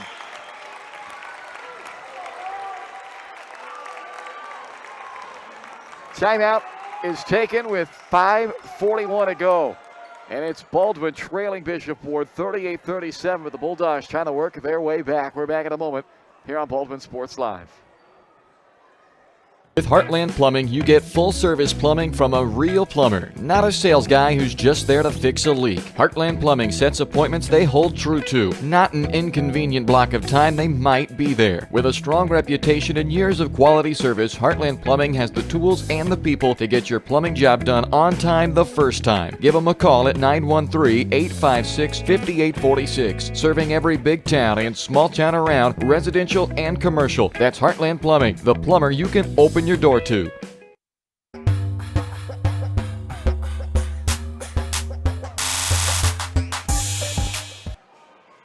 .541 still to play in the fourth quarter. This one a long way from being over. It has been close throughout tonight. No ties, 2 lead changes. It hasn't been one of those close games where it alternates back and forth, but neither team has been able to open up a big enough lead to feel comfortable yet. Both teams battling hard. It's been a physical game. Both teams have some foul trouble to work with here late in this one. 3 of the 5 guys on the floor right now for Baldwin. Mahaffey, Darnell, and Grossner have 4 fouls. Caleb Carr with 2, Zembecki with 1. And for Bishop Ward, the only guy with 4 for them is Daniel Brown, who has been a beast on the glass tonight with 15 boards, but he is on the bench right now. And Jalen Greer, who has done a great job running this offense for Bishop Ward tonight, number 2, brings it up the floor and finds Rector in the corner as the Cyclones work with a 1-point lead. 3 timeouts remaining for both teams. Each team in the 1-on-1 bonus. Bulldogs have the possession arrow right now with just more than 5 to play. Galloway down the left lane line and scores it off the window.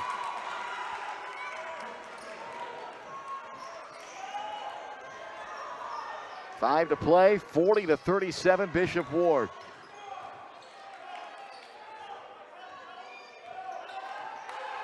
Mahaffey rebounded by Campbell.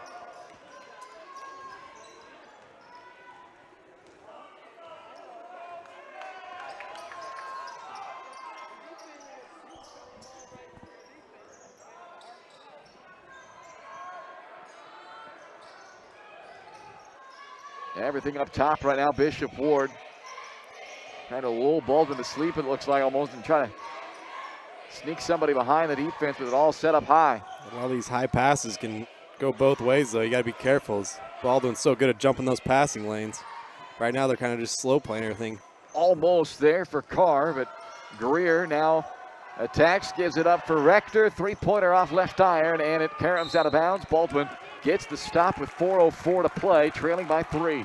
A break there, because he's a guy you really don't want to leave open. He's one of the only ones in this game that's hit a 3-pointer, so. Not only hit one, but he's really the only one who's even attempted a 3 for Bishop Ward. Ooh. Carr trying to go inside to Darnell, but they weren't quite synced up. Results in a turnover, and with 3:45 to play, Jeremiah Greer asks for a timeout.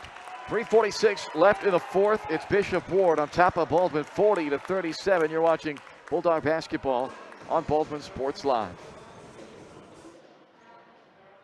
At Baldwin State Bank, we love being part of the community we serve. Our roots run deep in Baldwin City, and our commitment runs deeper. Whether it's that dream house you can't wait to call home, or the trust of your personal finances, both present and future, we're here to serve you, our customers, our neighbors. Baldwin State Bank, proud supporter of the Baldwin Bulldogs for more than 100 years and counting. Come see us downtown or online at baldwinstatebank.com. Member FDIC, Equal Housing Lender.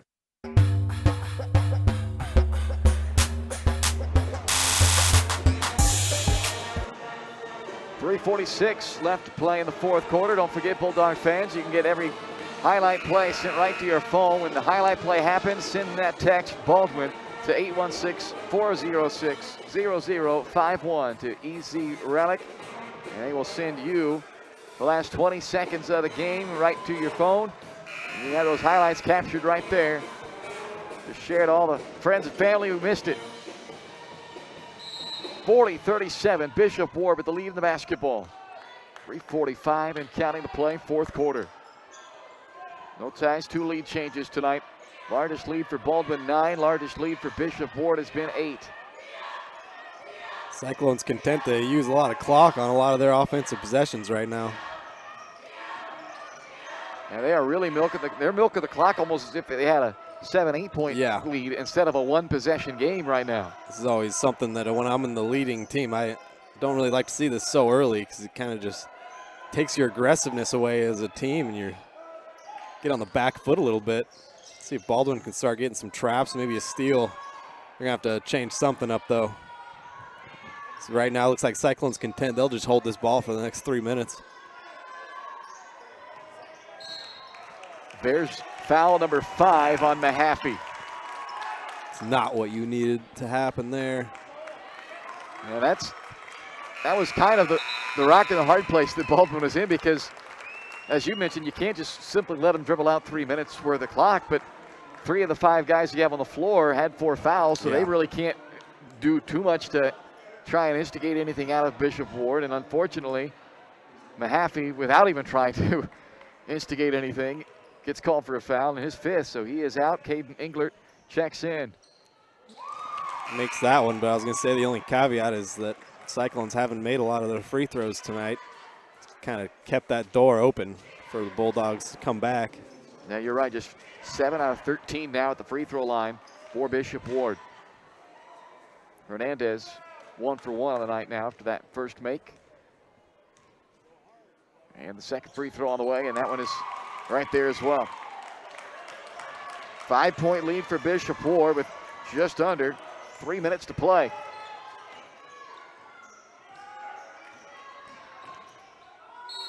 Carr is fouled and count it for Caleb Carr. Well, it's been one of his quieter nights from a scoring perspective tonight, but that bucket does give Caleb 10 points and a chance now to make it a 3-point play and get this back to a 2-point game. And on top of all of that, it's the 4th foul on Jeremiah Greer as well. Carr's free throw is good. It's 42-40, 2:47 to play in the fourth quarter as Robinson checks back in, replacing Daniel Brown for Bishop Ward. Big play from Caleb Carr. It seems like just about every time the Bulldogs need a play, everybody starts looking to 13 in white. A 2-point game with still a long way to go, 2:40 left.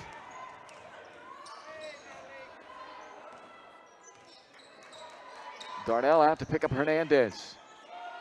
Now Greer on Carr.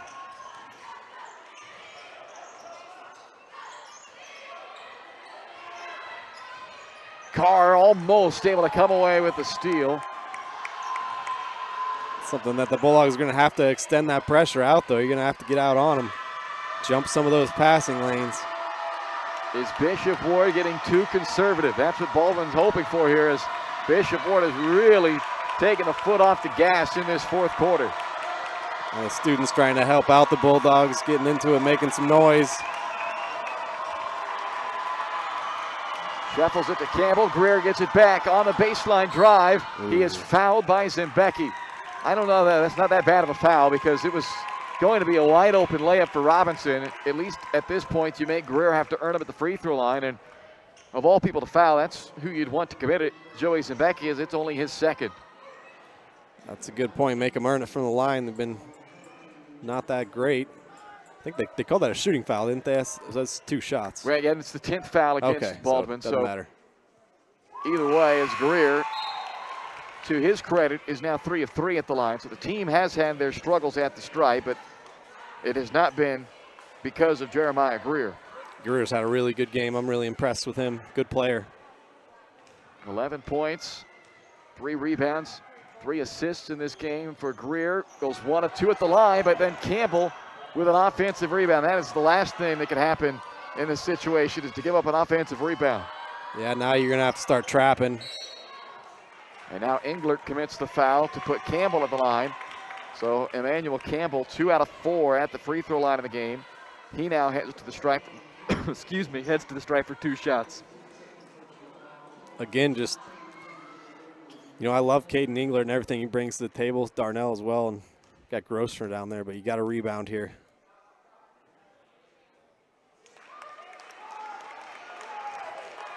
Another missed free throw for Bishop Ward. Now 9 out of 17. Do your work early, box out right when that shot goes up. Keeping the window open for Baldwin with a pair of misses. Darnell the rebound, and Baldwin has an opportunity to tie it up here. Certainly don't have to go for the tie, though. They will, though. Grosner off left iron. Hernandez the rebound. I don't hate that. You get an open 3 for a good shooter in Grosner. It's just kind of been the way Baldwin's been shooting the ball all night in recent games here. Just haven't been able to get a lot of outside shots to go. Yeah, as I said, you don't have to take the 3 there, but if you're going to, a wide open one from the top of the key, that's a good shot. I mean, there's nothing wrong with the shot at all. It just didn't go. Baldwin has made only 1 3-pointer in this game. That was Joey Zimbecki earlier in this 4th quarter. This game definitely not over, though. 1:24 left. It's going to have to be possession by possession here on out, though. You can't have any more empty trips. 2-possession game again after Hernandez makes the free throws.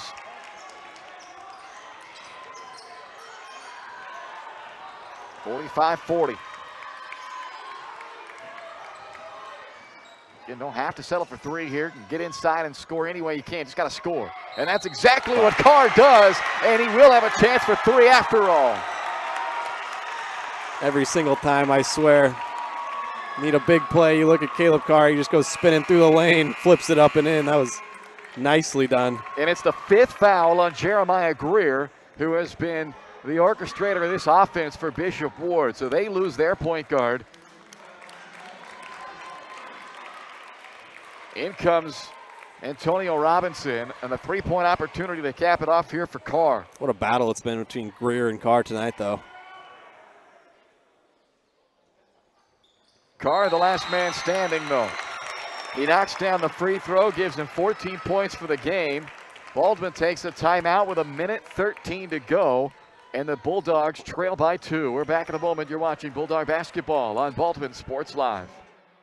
Lumber Company is the go-to stop for every do-it-yourselfer and professional contractor. They carry a wide variety of plumbing, electrical, and hardware products, along with a vast selection of windows, doors, and paint. Their full-service drive-through lumber yard has what you need for every project and offers free estimates and professional delivery. At Trindle Lumber Company, you get the right products with the best service. Stop by at 1516 South Main in Ottawa or call 785-242-8144.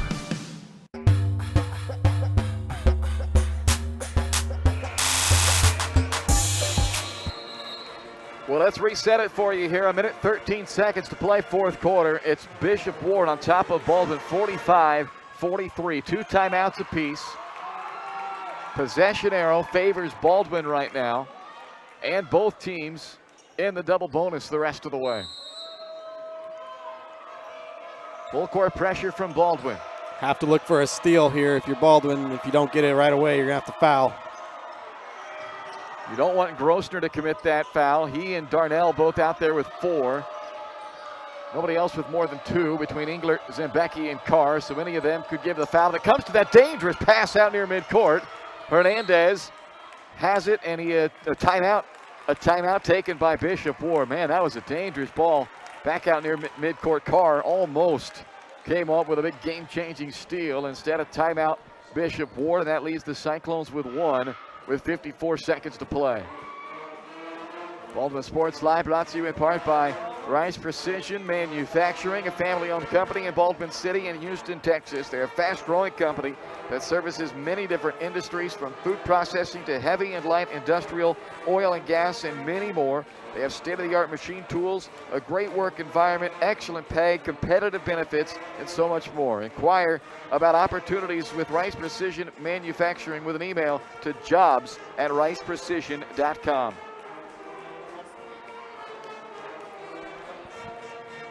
Cyclones left with one timeout now. They'll be inbounding on the sideline out near midcourt. A 2-point lead, and Bishop Ward will likely have to make some free throws down the stretch if they're going to pull off the victory on the road tonight. They are just 11 out of 20, though, at the free throw line tonight. Turned into essentially a semifinal for the Baldwin Invitational tournament, but it feels like a playoff game late in the year. It's been a really intense physical game. Try to trap Rector. Now they have the trap on Hernandez, and a foul is called on Grossner. So Riker fouls out, second Bulldog to foul out of the game, and that will bring Talon Torres in for the first time tonight. Nothing like stepping into a tight physical ball game. Young sophomore with 44 seconds to go in a 2-point contest. I got confidence in him, though. From what I've seen of him so far this year, he's going to be a good player for Baldwin. So 2 shots for Lorenzo Hernandez. He's 4 for 4 at the line of the game. And misses for the first time here in crunch time. Cyclones refusing to slam the door on the Bulldogs and just leaving it cracked open. Baldwin has to rebound, though, if this is a miss. They've had some issues in that department tonight. Won't have to worry about it there as Hernandez makes the free throw. It's still a one-possession game, though, with 40 seconds to go. 46-43, Bishop Ward. Once again, just get the best shot you can. You don't have to get a 3, down 3 here.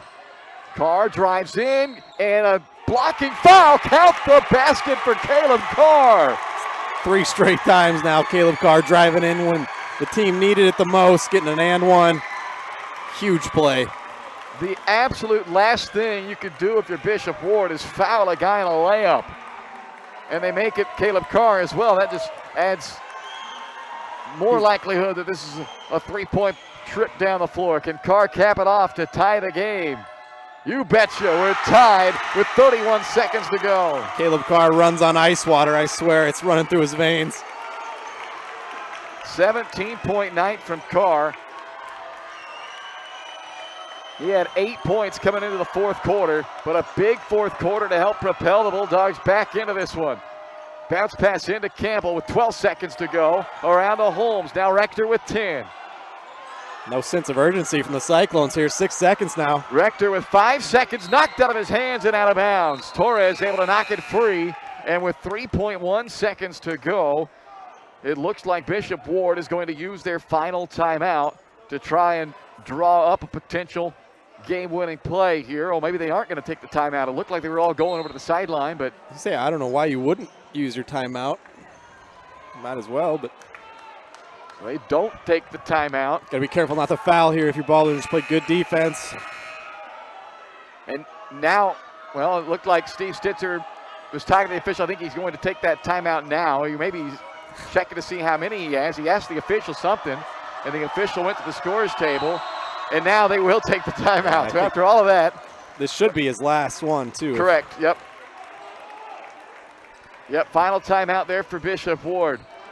Well, you mentioned, Ryan, that the offense seemed like they didn't have that sense of urgency and whatnot. Well, part of that's probably because Jeremiah Greer, their point guard, fouled out a moment ago. Yeah. And I think that threw everything out of sync a little bit for him offensively. But here they are with a chance to draw something up with 3 seconds left out of a baseline inbound.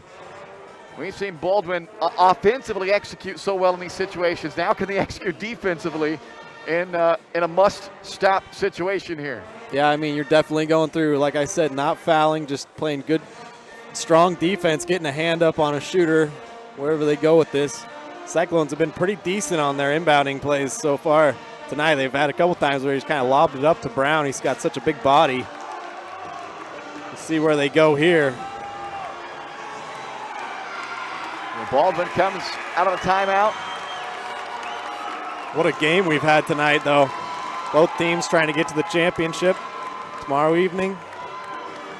Be nice to see Baldwin get there on their home floor, though. Hernandez will be the trigger man with 3.1 seconds to play in the fourth. Inbound to Brown, and it's stripped away by Carr from three-quarters court for the win. No, it was close. That would have brought the house down, Oh, Bryce. my, they would have brought me down.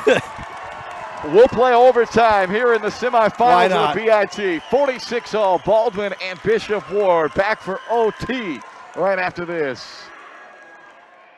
At Family Medicine of Baldwin City, you'll find incredible care close to home. A friendly staff here for you when you need them, offering primary care for all ages from general physicals and health exams to minor procedures and x-ray services, along with an overall patient education, ensuring peace of mind that you're receiving the best care possible in a convenient, accessible manner. Visit lmh.org or call 785-594-2512 to schedule an appointment and learn more about the incredible primary care providers at Family Medicine of Baldwin City. Your partner for lifelong health.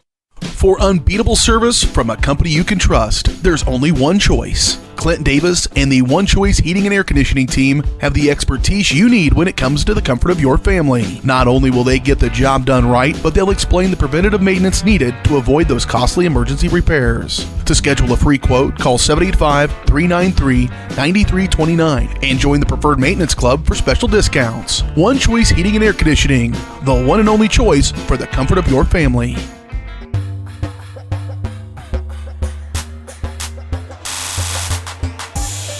Welcome to OT BIT style. Baldwin and Bishop Ward headed to overtime, tied at 46 tonight. 4 minutes on the clock.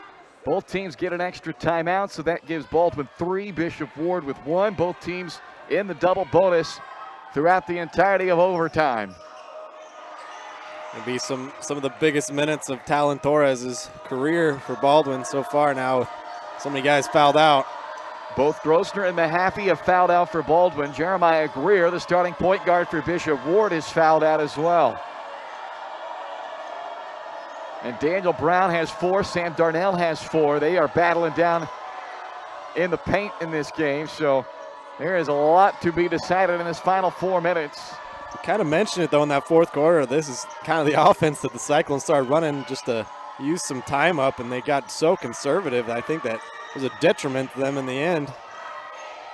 Caleb Carr had a huge 9-point fourth quarter to help pull the Bulldogs back in here. Now it's Carr who creates the turnover. Zimbecki with a flip up to Carr. And Baldwin's back in front. This is as excited as I've seen this gym so far this year. This is what a game we got tonight. 19-point game from Carr after the layup. It's put Baldwin in front, 48-46. First time Baldwin has led this game since halftime when they were up 22-21. They fell behind right away to start the second half at 23-22, and they trailed the entire second half until Carr tied it up on a three-point play in the closing 30 seconds of the fourth quarter. Now up 48-46. Campbell gets to Hernandez, into the corner. Rector for the lead on the 3, in and out. But Daniel Brown has another big offensive rebound for Bishop Ward. Campbell backs in. Englert spins baseline and lays it in. Tied at 48 with 2:22 to go.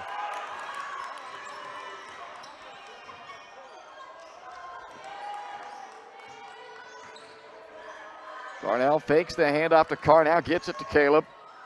A floater, left short. Got it back though. Possession stays alive for Baldwin with 2 minutes to play. Got to be patient here, take your time, get a good look. Carr has scored 11 in the last 16 for Baldwin. Torres from the corner, first shot attempt of the game for the sophomore. Rebounded by Rector. I love the confidence though from Torres. You get an open 3 in the corner, why not pull? A minute 40 to play in overtime. 48 all. Winner plays for the championship tomorrow night. Carr this time setting up Zimbecki with the left hand. Can't finish it. And Brown the rebound. A missed chance after the turnover. That would have been one that Cyclones really did a good job getting back defensively. I would have liked to see him pull that out, but here we go. Another turnover. Carr with a steal, and he's fouled by Brown, who just picked up his 5th.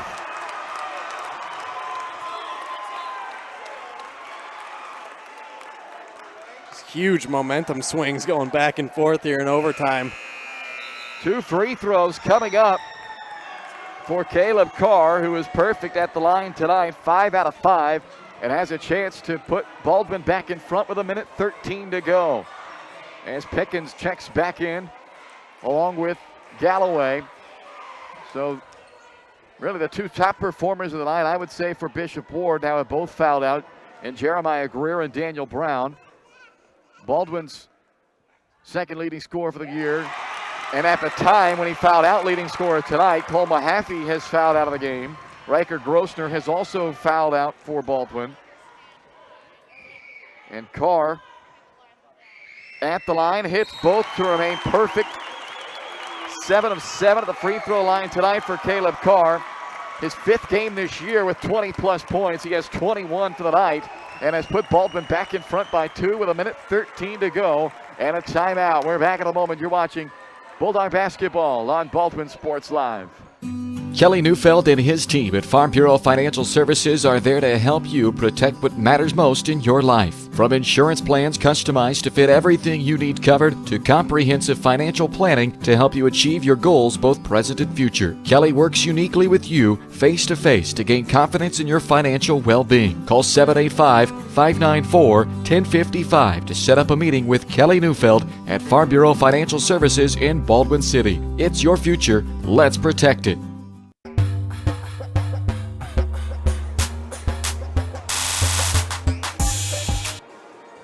Carr with 13 of the last 18 points for Baldwin, who trailed in the 4th quarter by as many as 5 with under 1.5 minutes to go in the game. But outscored Bishop Ward 6-1 over the final 1:13 to tie the game, force overtime. And now has outscored Bishop Ward 4-2 so far in overtime, with all 4 points in OT coming from Caleb Carr. 1:13 to go in overtime. Bishop Ward has it down 2. You can win this game defensively now if you're Baldwin. You can just hold strong, don't foul. Both teams in the double bonus.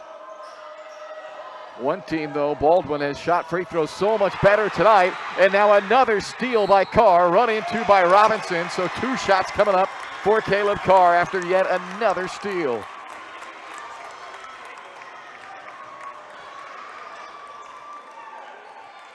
I mean, you just start running out of compliments sooner or later for Carr. His leadership is personified tonight. Every time Baldwin's been down their luck a little bit, and he's turned things around for him. Well, the free throw line has been the big discrepancy between these 2 teams tonight. Baldwin now 18 out of 20 at the free throw line. Bishop Ward for the night is 12 out of 22. And I mean, that's a credit to the Bulldogs over the course of the year. They started out the year not shooting free throws very well, and they've improved on that just like they have a lot of other areas. Carr to make it a 2-possession game. Misses for the first time tonight. He had made his first 8 in a row, but that miss keeps it a 1-possession game. 3-point Baldwin lead with 45 seconds to play in overtime. Rector's been the only guy who's made a 3 for Bishop Ward. He has it here in the corner. Dribbles in, takes the mid-range to the baseline and hits. Timeout Bishop Ward with 30 seconds to play, 51-50.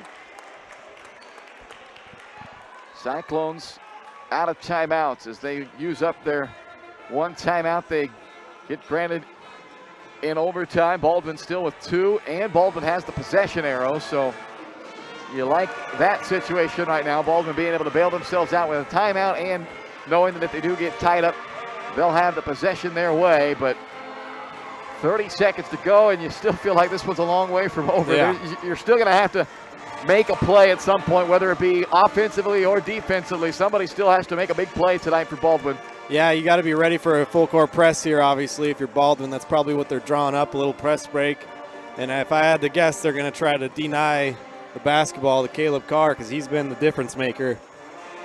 How long do you give it before you foul if you're Bishop Ward here with 30 seconds? I mean, it doesn't have to be immediately necessarily, but. I mean, you go for the steal, you try to get a trap. I'd say within the next 10 seconds, I'd say you got to get a foul, though. You don't want to leave it too late. But the way the Bulldogs have been shooting free throws lately, it might not matter. You just got to make them. Well, Baldwin would love to get the ball in the hands of Carr.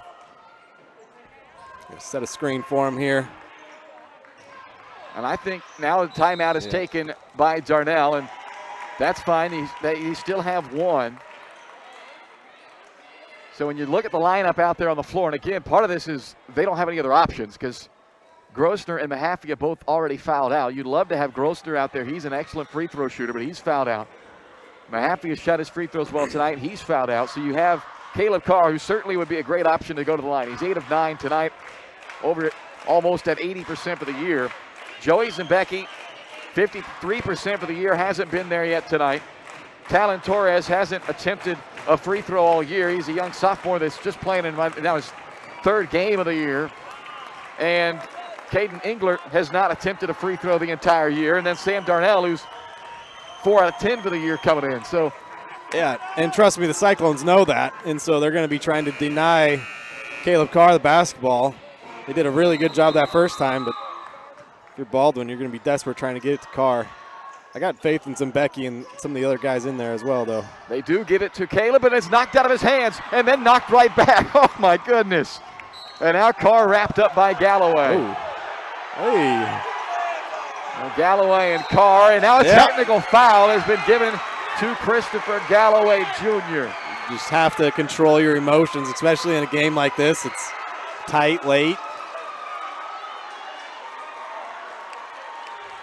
So Galloway, who had wrapped up Carr, and the good news is it didn't escalate further than where it could have, but give Caleb credit. He didn't retaliate. He didn't push him back or anything.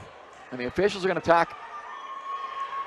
Officials are going to talk it over here. So what we know for sure is there's a foul, a common foul on Galloway that he committed that will give 2 free throws to Carr. A technical foul was called, and it looked like the official had pointed to Galloway when they called it, but now the officials are going to talk about it. What they could end up doing is call offsetting technical fouls here, and would not harm either side in that regard. But then we would just have the 2 free throws for Carr on the common foul. And we know Baldwin's getting 2 free throws out of this. The question is, are they going to get 4 free throws and possession, which could be the nail in the coffin almost, if that's the case. Well, let's see. The official's going to come to the scores table here and make the call.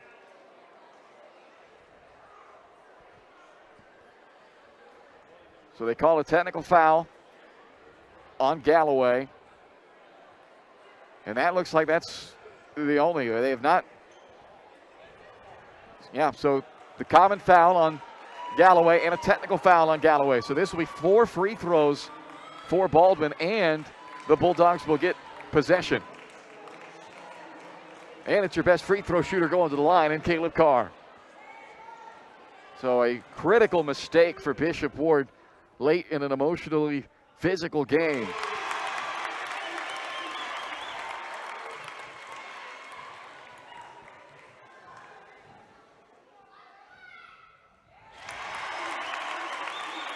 So Carr hits the 2 free throws from the original foul. Now 2 free throws for the technical foul.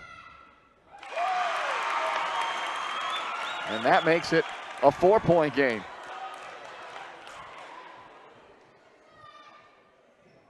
And now a 5-point game. Wow. Ice water in his veins, Bryce. That's what he runs on. 22 out of 25 tonight at the line of the Bulldogs. Carr is 12 out of 13. And Baldwin gets possession. Right back to Carr, who goes right back to the line.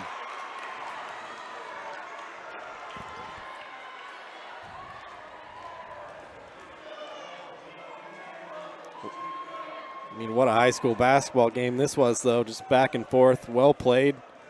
A lot of huge plays on each end.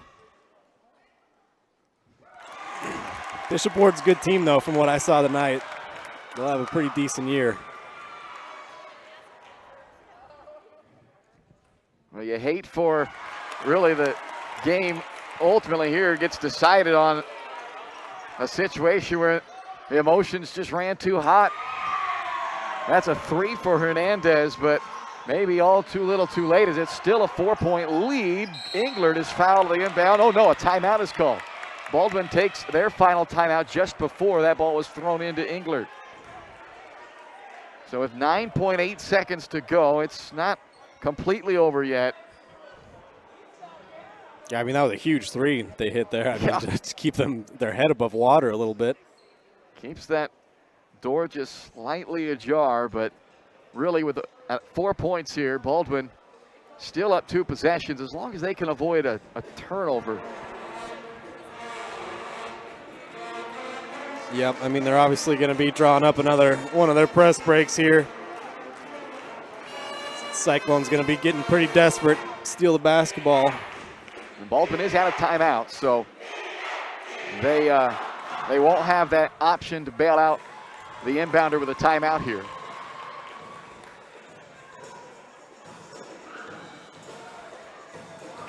Would love to get Carr the basketball, but you just have to get it in.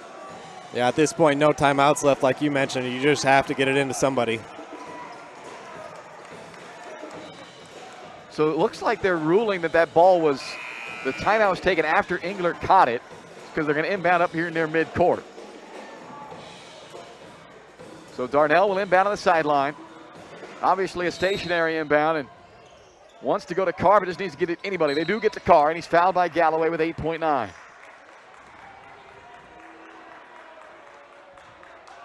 So 2 more free throws for Caleb Carr. Carr has 20 points since the start of the 4th quarter. Yeah, it's incredible. 28 points in the game for Caleb Carr. 14 of the 28, so half have come at the free throw line. He is 14 out of 15 at the line. And has 2 more attempts coming up here.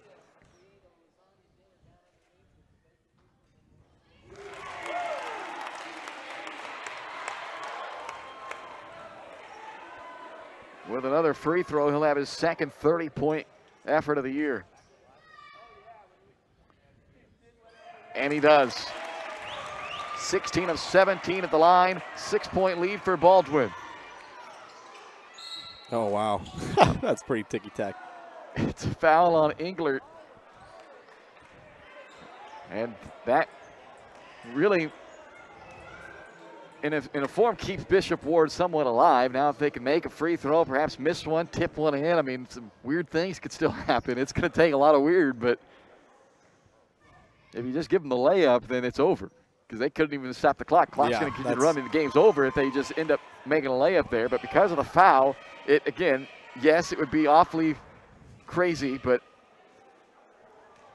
it does slightly keep an option there. Missed that one, and it's Zimbecki who tracks it down for a moment. Still loose. Darnell picks it up, and that's the ball game. What an effort by Baldwin. Trailed by as many as 8 in the second half, trailed by 5 with 1 minute and 13 seconds to play in the 4th quarter.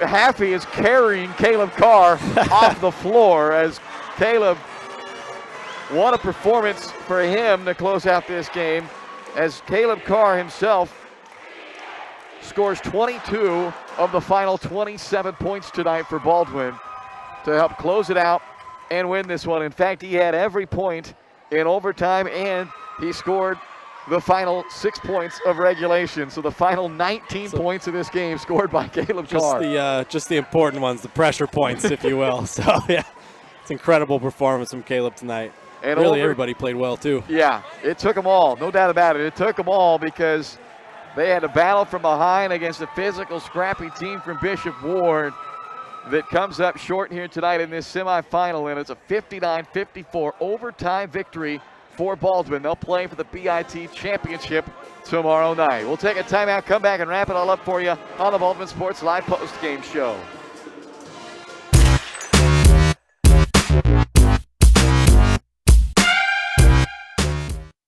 For unbeatable service from a company you can trust, there's only one choice. Clint Davis and the One Choice Heating and Air Conditioning team have the expertise you need when it comes to the comfort of your family. Not only will they get the job done right, but they'll explain the preventative maintenance needed to avoid those costly emergency repairs. To schedule a free quote, call 785-393-9329 and join the Preferred Maintenance Club for special discounts. One Choice Heating and Air Conditioning, the one and only choice for the comfort of your family.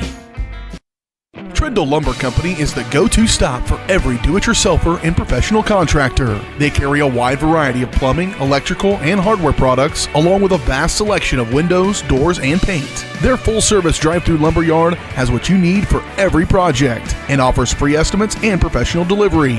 At Trindle Lumber Company, you get the right products with the best service. Stop by at 1516 South Main in Ottawa or call 785-242-8144.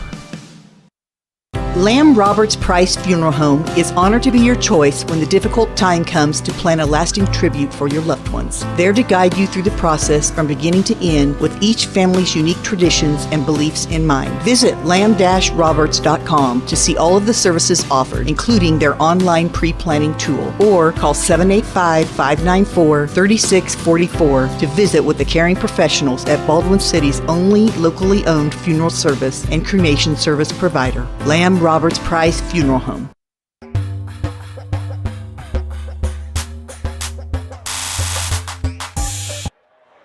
(59-54) your final in overtime tonight as the Baldwin Bulldogs improved to 6-5 and dropped the Bishop Ward Cyclones to 5-2, where they come back overtime effort tonight for the Bulldogs. What a ball game. This game had a little bit of everything. It was a physical game. It was a game that both teams had to earn everything they got in this one. And 4 different players fouled out of this game. 4 critical players for both teams fouling out of this contest. And it took a Herculean effort late from Caleb Carr, who finishes the night with 30 points. It's his second 30-point effort of the year. He had 32 in the season opener against Paola. And tonight, 30 points from Carr, including all 13 points in overtime for the Bulldogs. And he also scored the final 6 of regulation, with Baldwin trailing by 5 and a minute 13 to play in the game. Carr, not just once, but twice, was able to drive, score a layup while getting fouled, and complete a 3-point play at the free throw line. And then in overtime, he scored a layup after a Zembecki steal and a Zembecki assist. After that, it was all free throws. 1 layup and 11 free throws in overtime. He went 11 of 12 at the free throw line in overtime alone. And for the ball game as a whole, 16 of 17 at the stripe to finish with a game-high 30 points and will Baldwin to a 59-54 overtime victory over Bishop Ward. 2 ties, 3 lead changes tonight, and a heck of a ball game that sets up a championship tomorrow night, a championship opportunity tomorrow night for Baldwin, where they'll take on J.C. Harmon for the BIT championship, and they'll have their work cut out for them. Harmon is a very good ball team. So that will be tomorrow night. 4 o'clock is the scheduled tip, so I guess tomorrow afternoon. I don't know, it's 4 afternoon, night, evening, we'll call it. Yeah, we'll call it tomorrow, 4 o'clock is the championship, and it might be later than that because it will be game 3 of the day. Today will start tomorrow at 1 o'clock with Bishop Seabury against Augusta for 5th place. Then at 2:30, it's Bishop Ward against Wellsville for 3rd. And capping off the BIT tomorrow at 4 o'clock scheduled, Baldwin and J.C. Harmon for the BIT championship. And Baldwin certainly earned their way into that championship with this effort tonight. Take a look at some of the final numbers here for Bishop Ward. 4 guys in double figures. Check that, 3 guys in double figures tonight. Jeremiah Greer, 11. Lorenzo Hernandez, 10. Emmanuel Campbell with 10. Daniel Brown had 7 points, but pulled down 17 rebounds tonight for Brown. Dustin Rector, 9 points as well for the Cyclones. And that made a big difference when Greer fouled out of this game late in regulation. When Jeremiah Greer fouled out, they had already kind of gone stagnant offensively because they almost had taken the air out of the ball themselves. But then once they lost Greer, they just didn't have anybody to run their offense, and it showed late in the 4th and then into overtime for Bishop Ward. Yeah, I mean, both teams had a lot of foul trouble to deal with. You mentioned, I think, Mahaffey and Grossner both fouled out for the Bulldogs. So, I mean, it was a tough game in that aspect, but it was just such a hard-fought win for the Bulldogs. I mean, like you said, Bishop kind of did it to themselves a little bit late in the game. They took the air out of the ball and started playing too conservatively. And then, yeah, like you said, once they lost Greer, who I thought's a really good player, he had a big battle with Caleb Carr all night long. And then once they lost him, Carr just kind of took over the game himself and just did everything. Bishop Ward ends up turning it over 20 times in this game. It's some costly ones in overtime there as Baldwin takes advantage and pulls it out in OT. Caleb Carr, 30 points tonight. He scored the final 19 points of this game for Baldwin. Nobody else but Carr scored after Baldwin was at the 40-point mark, and they ended up with 59. So 19 straight from Carr to close it out. He ends up with 30. And also in double figures tonight, Cole Mahaffey with 14. Mahaffey pulling down a team-high 8 rebounds as well, as Baldwin wins this one in overtime, 59-54. Outside of the 30 from Carr and the 14 from Mahaffey, the Bulldogs get 7 out of Joey Zembecki, 4 from Riker Grossner, and 4 points from Sam Darnell as well. 59-54 in overtime. Your final. Baldwin moves on to the championship tomorrow night, where they will face J.C. Harmon. That's going to do it for us here tonight, but don't go far, because we'll be right back at it in just a few hours. Tomorrow at 4 o'clock is the scheduled tip time. If we're not on at 4 o'clock and you're getting worried that, oh no, the game, I'm not getting the game, it's probably just because the other ones have gone a little long, because again, it is the third game of the day tomorrow, so there's a chance it could be later than 4, but stop back by about 3:45, and anytime after that, we'll be on the air with the Baldwin Sports Live pregame show, and then the BIT Championship coming up with Baldwin and J.C. Harmon. For Ryan Hilmer, I'm Bryce Kessler. So glad you could join us tonight. You were treated to a heck of a ball game. We hope for just as good tomorrow night. 59-54 in overtime. Baldwin over Bishop Ward. We'll see you tomorrow here on Baldwin Sports Live at the BIT Championship. You've been watching the Baldwin Bulldogs on Baldwin Sports Live. Baldwin Sports Live is brought to you by Kelly Neufeld, Farm Bureau Financial Services, Baldwin State Bank, Heartland Plumbing, Family Medicine of Baldwin City, Morning Star Care Homes, Trindle Lumber Company, State Farm Agent Cody Anno, One Choice Heating and Air Conditioning, Lamb Roberts Price Funeral Home, Rice Precision Manufacturing, Baldwin City Recreation Commission, Elite Chiropractic, the Lumberyard Arts Center, and by the Baldwin City Chamber of Commerce. Visit BaldwinSportsLive.com for the schedule of upcoming broadcasts on your home for the Baldwin Bulldogs. Baldwin Sports Live.